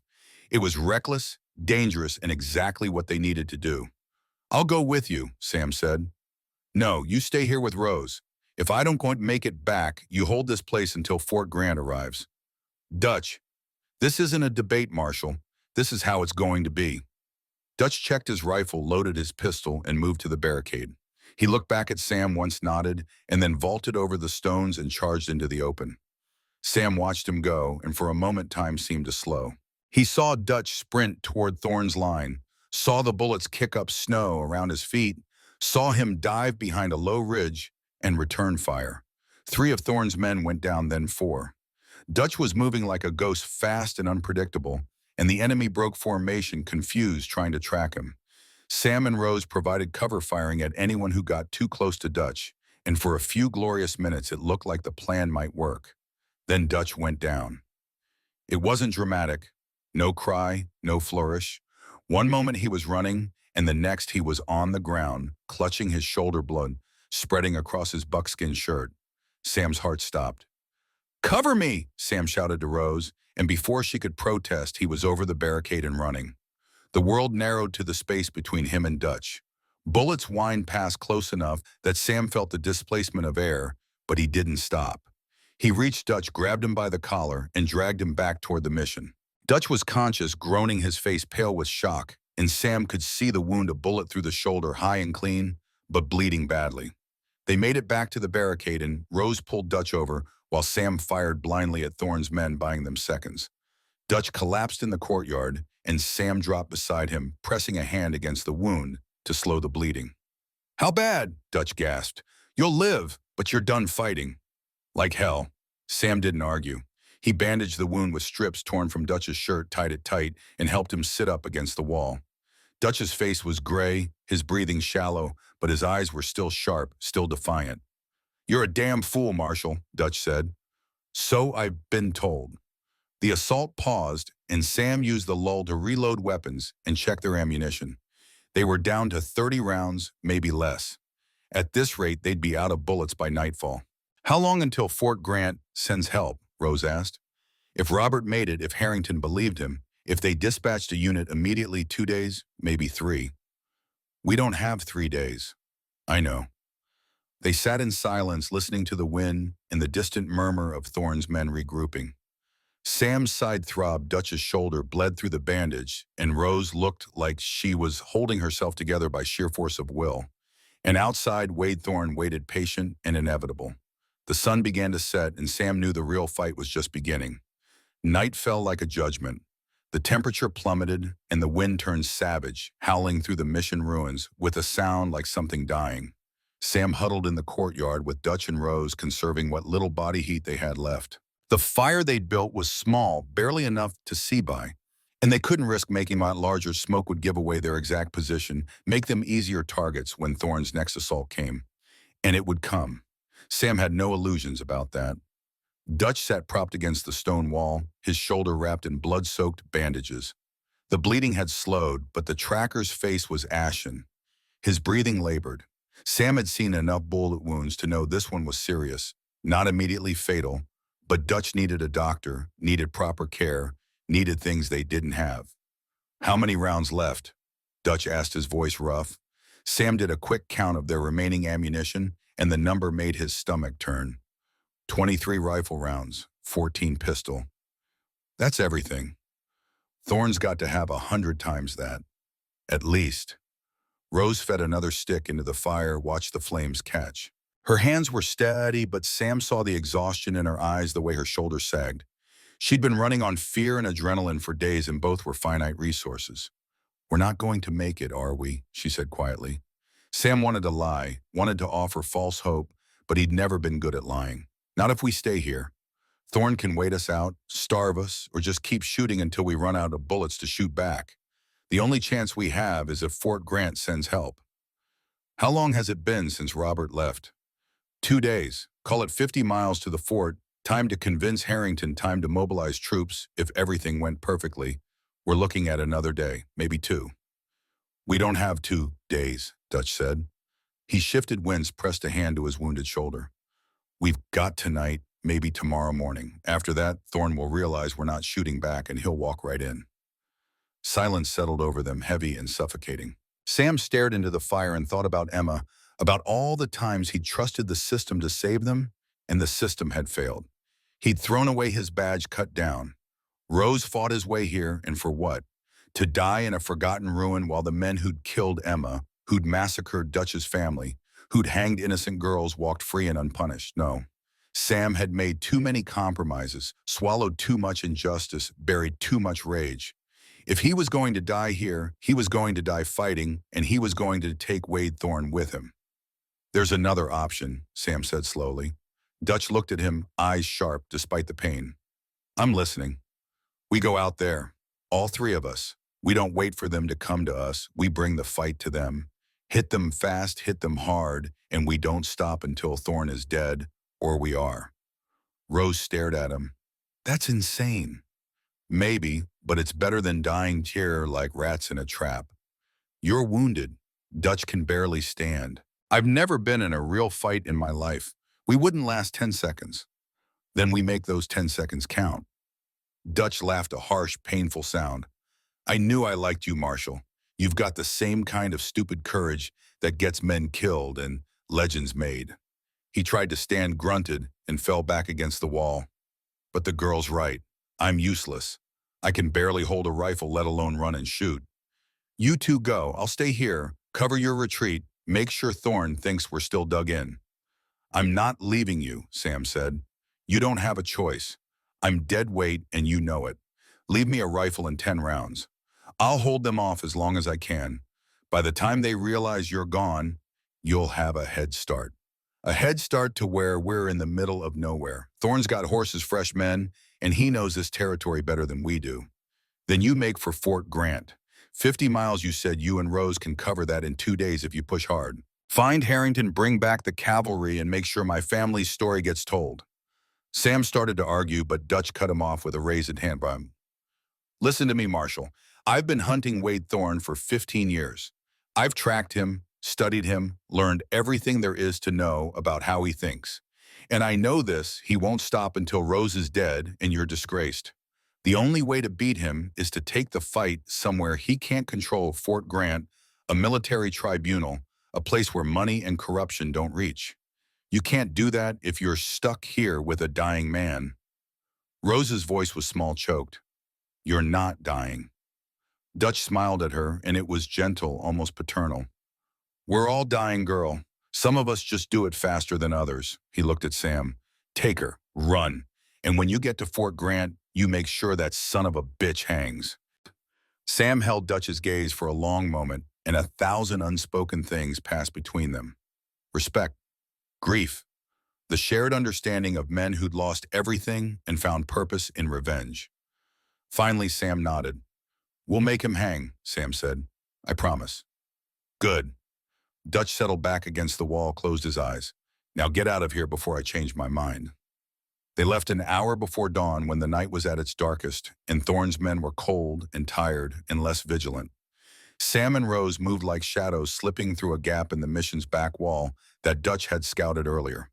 They left their horses, the animals would make too much noise, and went on foot, carrying only what they could run, with 1 rifle, 2 pistols, a canteen of water, and the folded ledger tucked into Sam's coat. Behind them, Dutch fired 3 spaced shots from the bell tower, making it seem like the mission was still defended. The shots echoed across the plain, and Sam heard shouting from Thorne's camp, heard men scrambling to return fire. It was a desperate bluff, but it might buy them an hour, maybe 2. They ran south away from the mission, away from Thorne, and the frozen ground was hard and unforgiving under Sam's boots. His old wound ached with every step, a deep, grinding pain that radiated from his side into his hip and down his leg. He ignored it, pushed through it, focused on putting distance between them and Thorne. Rose ran beside him, her breathing ragged but steady, and Sam was struck again by how much she'd changed. The girl he'd cut down from the gallows would have collapsed by now, would have begged to stop, would have given up. But Rose kept moving, kept her eyes forward, and when Sam stumbled over a hidden rock, she caught his arm and steadied him without a word. They ran until the mission was a dark smudge on the horizon, and then they ran some more. When the sun finally broke over the eastern ridge, painting the snow in shades of gold and orange, they stopped to catch their breath. Sam bent double, gasping, his lungs burning from the cold air. Rose leaned against a tree, her face flushed, her hands shaking. "How far?" she managed. Sam scanned their surroundings, tried to orient himself. They were in broken country, now low hills and scattered pine forests, the kind of terrain that made tracking difficult. Good for them, bad for anyone following.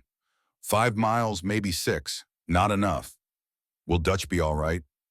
Sam didn't answer because he didn't have a good answer. Dutch was wounded, outnumbered, and surrounded by men who wanted him dead. The odds weren't good.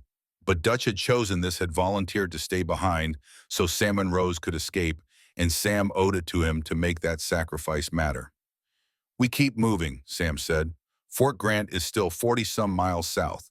If we can cover 20 miles today, we'll be close enough that Harrington's patrols might spot us. And if they don't, then we keep moving until they do." They walked through the morning, conserving energy now, and Sam's mind kept circling back to the mission, to Dutch alone in the bell tower, to the sound of gunfire that would eventually stop. He tried not to think about what that silence would mean. Around midday, they crested a hill, and Sam saw something that made his blood run cold. Riders.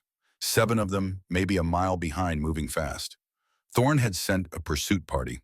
Sam and Rose ran again, but this time they were running from something, not just towards safety, and the difference was crushing. The riders were fresh mounted and gaining fast. Sam and Rose were on foot, exhausted and running out of places to hide. They made it another 2 miles before the riders closed to rifle range. Sam heard the crack of a shot, saw snow explode 10 feet to his right, and knew they were out of time.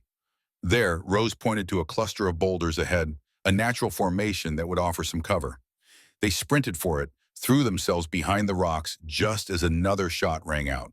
This one hit the boulder inches from Sam's head, and stone chips sprayed across his face. Sam drew his rifle, checked the load, 6 rounds, and peered over the boulder. The riders had dismounted and spread out, advancing in a skirmish line. They were professionals, moving with the coordination of men who'd done this before, and at their center was a figure Sam recognized even at this distance: Lucas Whitmore. Not Thorne, Lucas. That was almost worse. Thorne was a killer, but he was disciplined, tactical. Lucas was desperate, reckless, and desperate men made mistakes.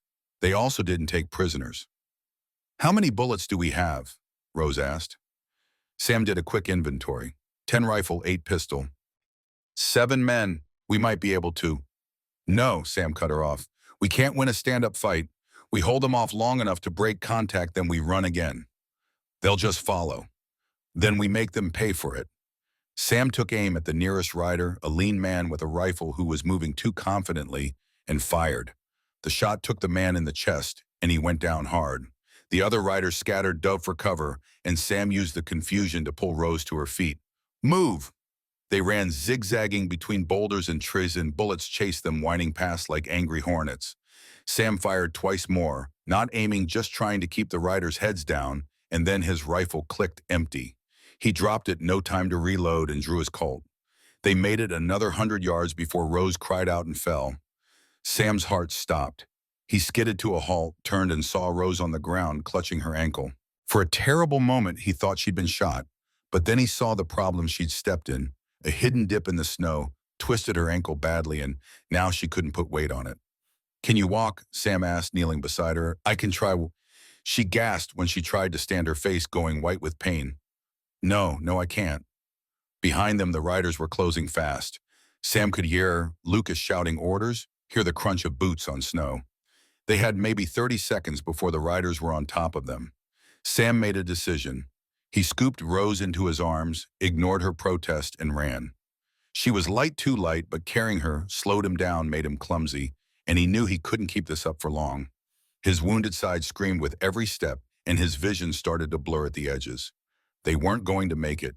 Sam saw a shallow ravine ahead, barely deep enough to hide in, and he half ran, half fell into it, landing hard with Rose in his arms. He set her down, gently drew his pistol, and turned to face their pursuers. 6 men appeared at the ravine's edge, rifles leveled, and Lucas Whitmore stood at the center, a savage grin on his face. He was younger than Sam had expected, mid-20s maybe, with the kind of soft features that suggested he'd never had to fight for anything in his life. His clothes were expensive, his rifle new and well-maintained, and he carried himself with the arrogance of someone who'd always had his father's money to protect him. "End of the line, Marshal," Lucas called down. "Drop the gun." Sam didn't move. His Colt was pointed at Lucas's chest, and at this range he wouldn't miss. But Lucas had 6 men with rifles, and Sam had 8 bullets. The math didn't work. "You know who I am," Lucas continued. "I'm the man you've been trying to destroy, the man whose reputation you've been smearing with lays and forged ledgers." "That ledger's real," Sam said. "You stole 100 loaves of bread, framed Rose for it, and tried to have her hanged to cover your tracks. Prove it." "We will, at trial." Lucas laughed. "There's not going to be a trial, Marshal. You're going to die here in this ravine, along with your little vagrant. And when my father writes the report, it'll say you were killed resisting arrest, a tragic end to a once honorable career." "Your father's going to hang," Sam said. "Him and Thorne both. We know about the massacre. We know Edmund Whitmore ordered it, and we know Wade Thorne carried it out. When Fort Grant hears about this—" "Fort Grant isn't coming," Lucas interrupted. "You think we're stupid. My father sent riders to intercept anyone heading south. Your friend's the blacksmith and his daughter, they never made it to the fort. They're in a jail cell in Cottonwood right now, waiting to be charged as accomplices." The words hit Sam like a physical blow. Robert, Hannah, Daniel, captured.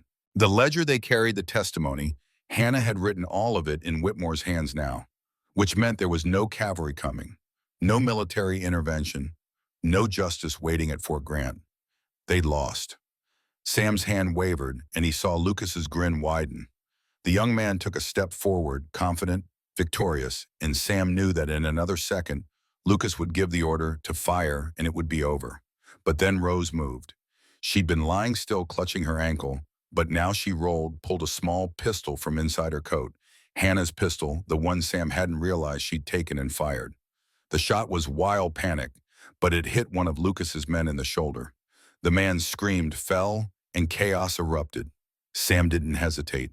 He fired 3 times in rapid succession, dropping 2 more men, and then he grabbed Rose and hauled her up the opposite side of the ravine. Bullets tore into the ground around them, but they were moving, scrambling, and Lucas's remaining men were too disorganized to aim properly. They made it over the ravine's edge and into a thick stand of pines, and Sam kept pulling Rose forward, half dragging her through the snow. Behind them, Lucas was shouting furious, and Sam heard boots pounding as the pursuit resumed. But something had changed. The riders were no longer confident, no longer coordinated. Rose's shot had rattled them, and Sam's quick kills had made them cautious. They were still following, but they were following slowly, and that gave Sam and Rose precious seconds. They stumbled through the forest, and Sam's mind raced.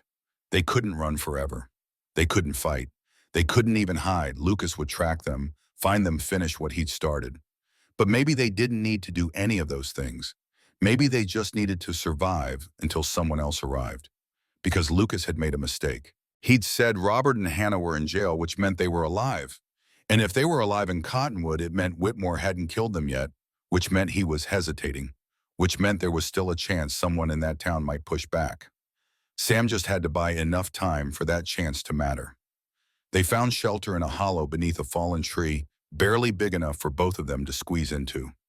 Sam pulled Rose inside, covered the entrance with branches, and they waited, listening to Lucas's men search the forest. Rose's breathing was labored, her face pale with pain and exhaustion. Sam checked her ankle, swollen, possibly sprained, but not broken. She'd be able to walk eventually, but not now, not fast enough to outrun mounted men. "I'm sorry," Rose whispered. "For what?" "For slowing you down, for getting caught, for—" "Stop." Sam's voice was firm but gentle. "You saved my life back there. If you hadn't shot that man, Lucas would have killed us both. I didn't even aim. I just pulled the trigger. Doesn't matter. You acted when it counted, and that's more than most people ever do." Rose was quiet for a moment, then, "What do we do now?" Sam didn't have a good answer. They were trapped, injured, outnumbered, and the cavalry wasn't coming. Every plan he'd made, every hope he'd held on to had collapsed. But Sam had spent 32 years learning that hope wasn't a strategy and faith in the system was a luxury he couldn't afford. So he'd do what he'd always done, improvise, adapt, and keep moving forward until there was nowhere left to go. "We wait," Sam said. "Let them search. When they give up, when they think we've moved on, we double back, head north instead of south." "North, that's toward Cottonwood." "Exactly. Lucas said Robert and Hannah are in jail there. If we can break them out, if we can get that ledger back, we still have a chance." "You want to break into a jail in a town controlled by the man who wants us dead? You have a better idea." Rose didn't answer because they both knew she didn't. This was insane, reckless, and probably suicidal. But it was the only move they had left. Outside, Lucas's men crashed through the forest, cursing and shouting, and Sam pressed a finger to his lips.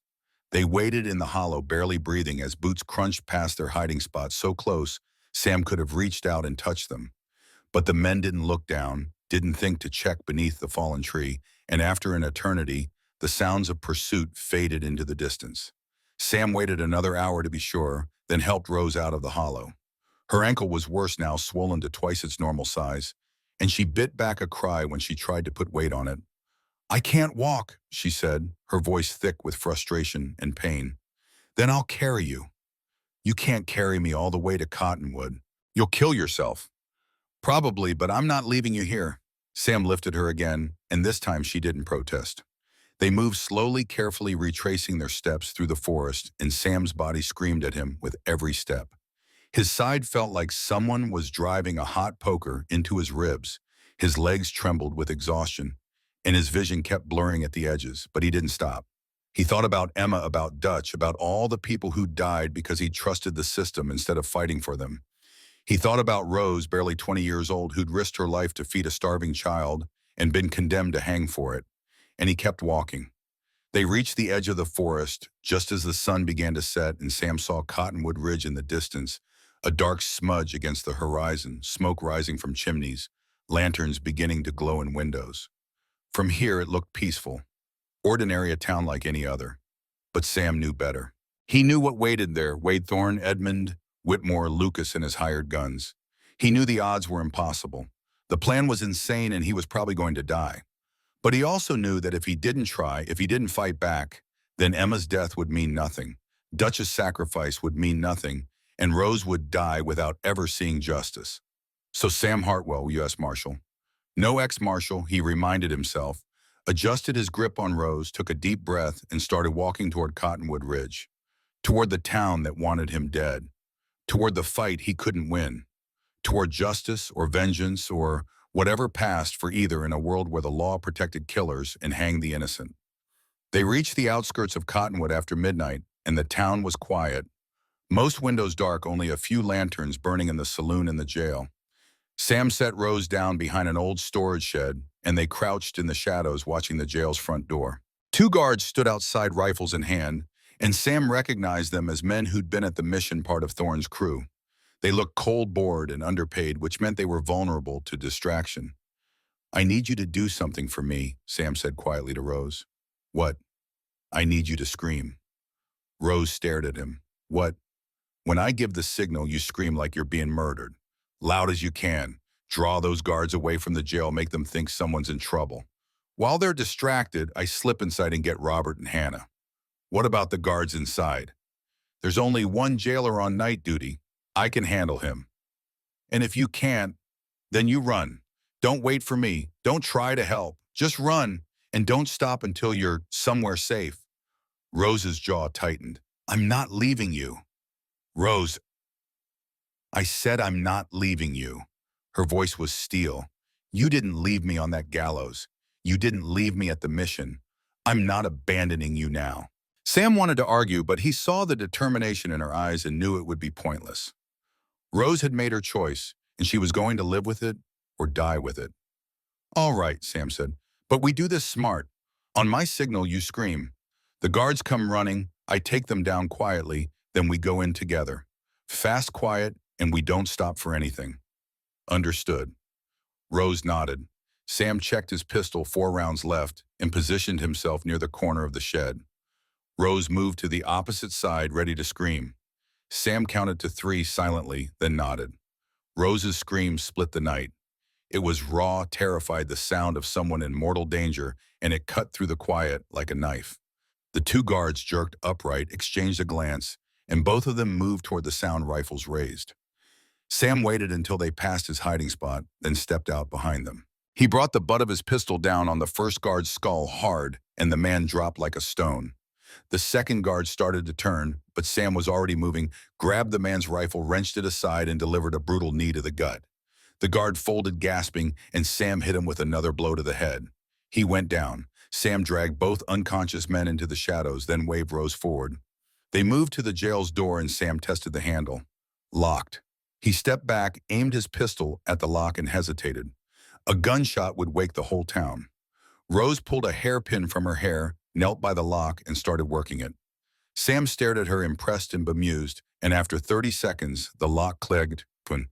"How did you—" "You don't survive on the streets without learning a few things," Rose said. They slipped inside. The jail was small, just a front room with a desk and a rack of rifles and a short hallway leading to 3 cells in the back. A single lantern burned on the desk, casting weak light across the room, and behind the desk sat the night jailer, a heavy-set man in his 50s, currently asleep in his chair, mouth open, snoring softly. Sam crossed the room, silently picked up the key ring from the desk, and moved to the cells. In the first 2 cells, drunks snored on narrow cots.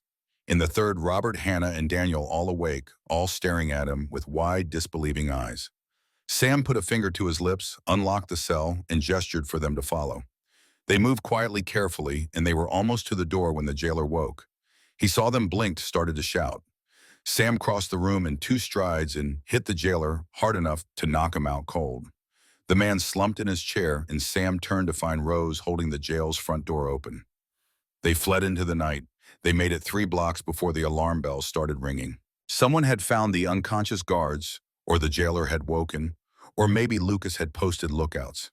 It didn't matter. The town erupted, lanterns flared to life, dogs barked, men poured out of houses with rifles and pistols, and Sam knew they had minutes, maybe seconds, before Thorne's men surrounded them. "Where?" Robert gasped, running beside Sam. "Church," Sam said. "Old one, eastern edge." It was the only place he could think of, the only building big enough to hold them and defensible enough to make a stand. They ran through dark alleys, stumbling over frozen trash and broken crates, and behind them the shouts grew louder, closer. They reached the church, the same abandoned structure where Sam had first cut Rose down, and burst through the sagging doors.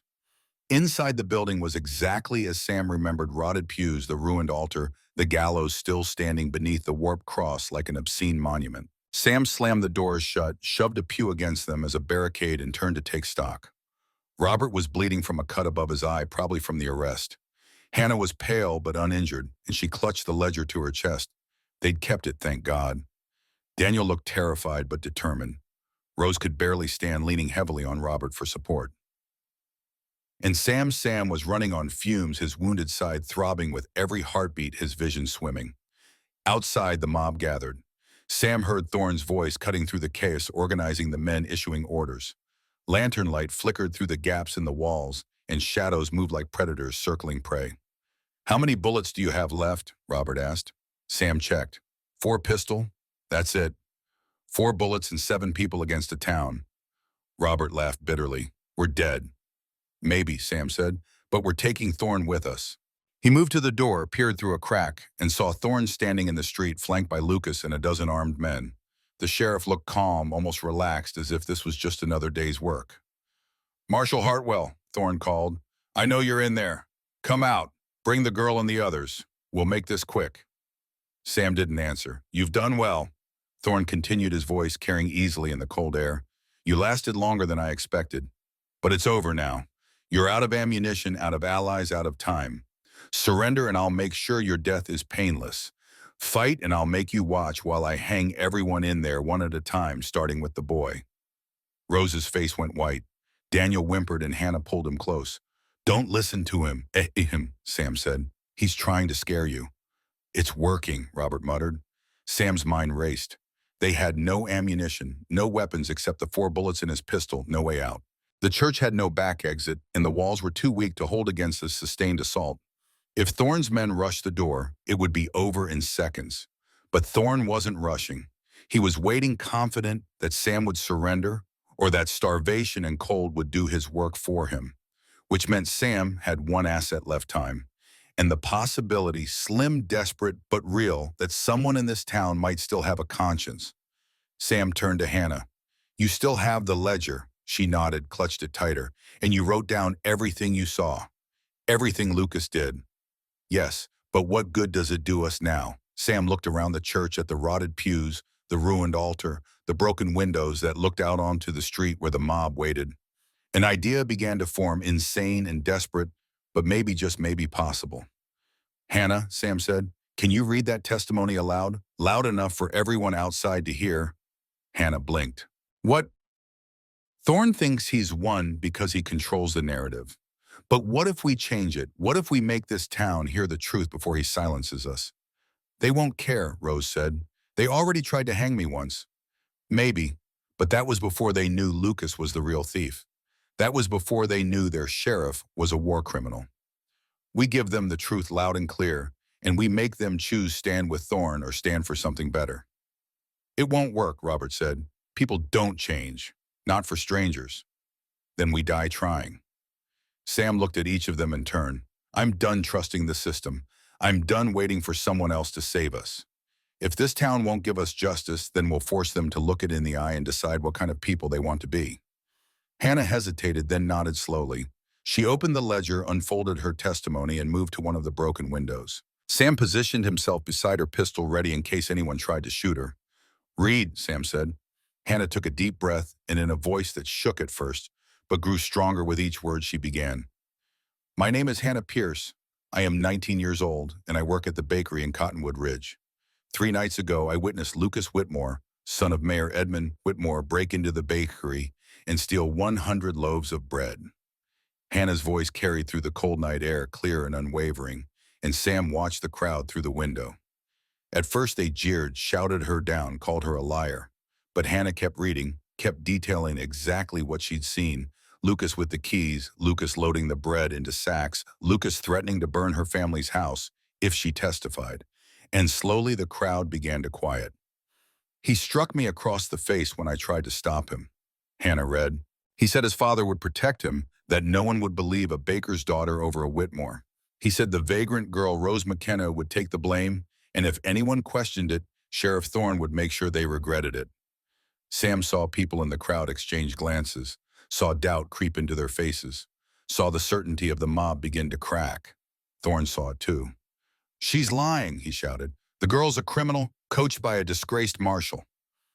"Don't listen to her," but Hannah kept reading, and when she finished her testimony, Robert stepped up to the window. "My name is Robert Pierce," he said, his voice deep and steady. "I'm Hannah's father. I've lived in this town for 20 years, worked the forge, paid my taxes, never caused trouble. And I'm telling you now, my daughter is not a liar. Lucas Whitmore is a thief and a coward, and Wade Thorne is protecting him because the mayor pays him to." "Lies," Lucas screamed from the back of the crowd. "All lies." But now others were speaking up, not to Sam's defense, but to each other, murmuring, questioning. Sam saw an old woman near the front of the crowd turn to the man beside her and say something urgent. Saw a young couple back away from Thorne, as if suddenly uncertain whether they wanted to be part of this. The mob was fracturing, and then from the back of the crowd, a new voice rang out, old, authoritative, unmistakable. "Enough!" The crowd parted, and Reverend Josiah Black stepped forward.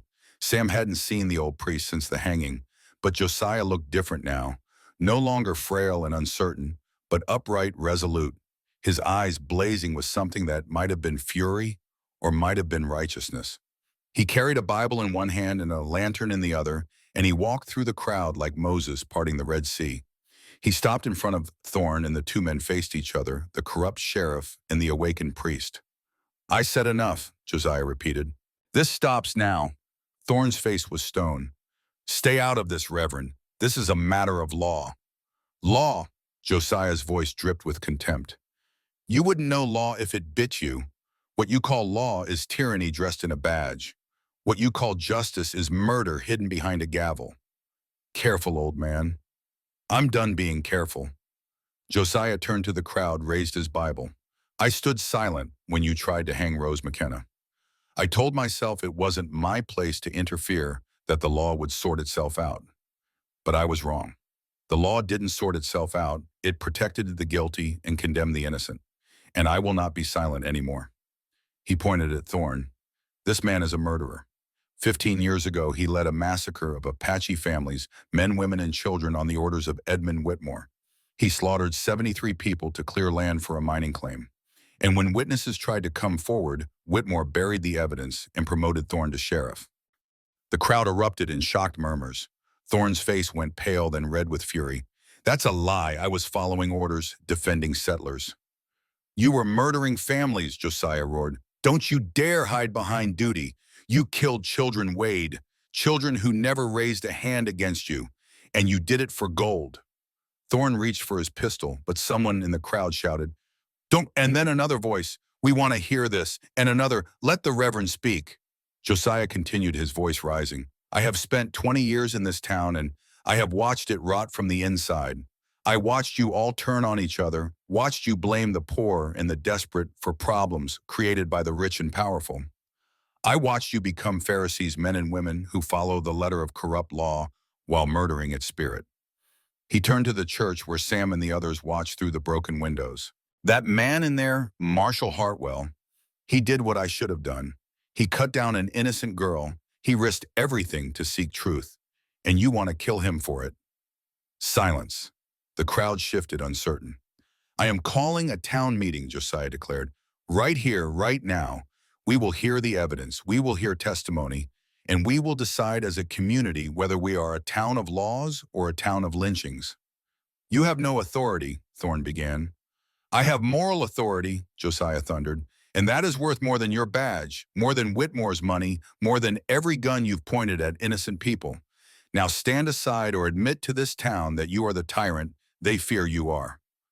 Thorne's hand hovered over his pistol, and for a long, terrible moment, Sam thought the sheriff would draw, would shoot Josiah where he stood, would trigger a massacre that would end with everyone dead. But then someone in the crowd moved. A woman middle-aged, wearing a tattered shawl, stepped forward and stood beside Josiah. I want to hear the truth, she said. A man joined her, then another woman, then 3 more people, then a dozen, until a wall of townspeople stood between Thorne and the church, and the sheriff's men found themselves facing not frightened civilians, but neighbors, friends, people they'd grown up with. Thorne's hand fell from his pistol. He looked around, saw his power crumbling, saw the town turning against him, and his face twisted with impotent rage. This isn't over, he said quietly. Yes, Josiah replied, it is. The town meeting lasted until dawn. They gathered in the church, not inside because the building was too small and too damaged, but in the street outside where Josiah stood on an overturned crate and presided over the proceedings like a judge. Sam and the others came out of the church slowly, warily, but the crowd parted to let them through, and no one raised a weapon. Hannah testified, first reading her account of Lucas's theft. Then Robert testified about his arrest, about how Thorne's men had beaten him and threatened his family. Then Sam spoke, telling the story of how he'd cut Rose down, how he'd found the ledger, how Dutch Brennan had revealed Thorne's past. And then to Sam's surprise, others came forward. The baker's wife, who'd been silent during Rose's hanging, stepped up and confessed that Lucas had threatened her too, told her to stay quiet about inventory discrepancies or face ruin. The blacksmith testified that he'd seen Lucas loading wagons late at night, had wondered what was being transported, but had been too afraid to ask. The school teacher presented receipts from a black market dealer who'd bought bread from a young gentleman from a wealthy family. One by one, the pieces fell into place, and the town watched as the carefully constructed lie collapsed. Lucas tried to flee. He made it 10 steps before 3 townspeople tackled him, dragged him back, and threw him at Josiah's feet. I didn't kill anyone, Lucas screamed. I just took some bread. It's not murder. You framed a girl for a hanging, Josiah said coldly. That's the same as pulling the rope yourself. The crowd murmured agreement, and Sam saw something shift in their faces. Shame, anger, recognition of how close they'd come to committing an unforgivable act. When the testimonies were finished, Josiah called for a vote. All in favor of denouncing Wade Thorne as sheriff and demanding a military investigation into his conduct, raise your hands. Nearly every hand went up. 40 people, maybe more, standing in the frozen dawn, choosing justice over fear. Thorne stood at the edge of the crowd, his face unreadable, his men clustered around him. He could have fought, could have tried to shoot his way out, but he must have realized that if he did, the town would tear him apart. Instead, he turned and walked away, melting into the crowd, and Sam let him go. This wasn't about revenge. It was about something bigger. Josiah turned to Mayor Whitmore, who'd been standing silently at the back, his face ashen. "Edmund Whitmore," Josiah said, "you are hereby stripped of your position as mayor.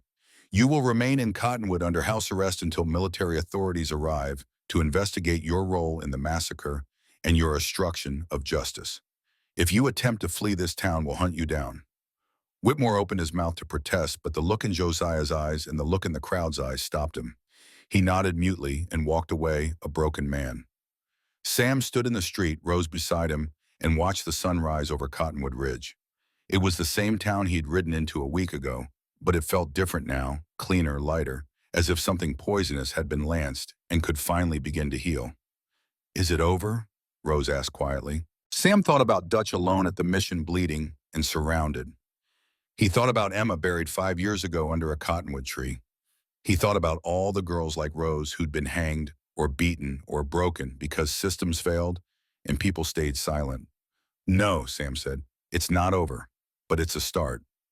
They rode to the mission that afternoon, Sam and Rose and a dozen volunteers from the town. They found Dutch alive barely. He'd held off Thorne's men for hours, long enough for Sam and Rose to escape, and when they carried him out of the bell tower, he was unconscious, pale from blood loss, but breathing. The town doctor treated him, and 3 days later, Dutch opened his eyes. "Did you get him?" were his first words. "We got them all," Sam said. "Thorne's on the run, Lucas is in custody, Whitmore's under arrest, and Fort Grant is sending a military tribunal to investigate the massacre." Dutch smiled, a real smile, not the almost smile Sam had seen before. "Good. Then it was worth it." He closed his eyes and Sam thought he'd fallen asleep again, but then Dutch spoke once more, his voice barely a whisper. "Your daughter would be proud of you, Marshal." Sam's throat tightened. "I'm not a marshal anymore."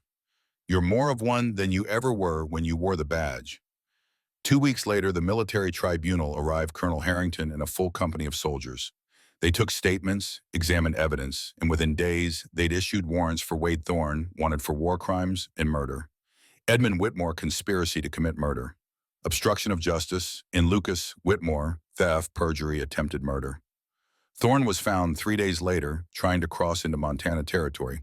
He was brought back in chains, and when he stood trial, Dutch testified, and the jury deliberated for less than an hour. Guilty on all counts, sentenced to hang. Whitmore received 25 years. Lucas got 15 years hard labor. Rose McKenna was fully exonerated, her name cleared, and the territorial governor issued a formal apology.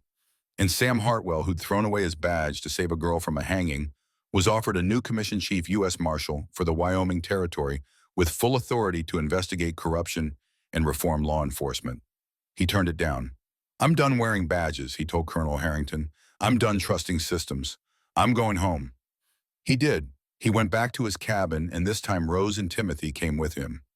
Dutch followed a month later, his shoulder healed, and together they turned the cabin into something it had never been before, a home. Not for one person carrying the weight of guilt and loss, but for a family built from broken pieces, held together by shared survival and the stubborn belief that the innocent should not hang. On the morning Wade Thorne was executed, Sam stood in the crowd and watched the rope tighten around the sheriff's neck. He felt no satisfaction, no sense of triumph, just a quiet, weary relief that one piece of the world's injustice had been corrected.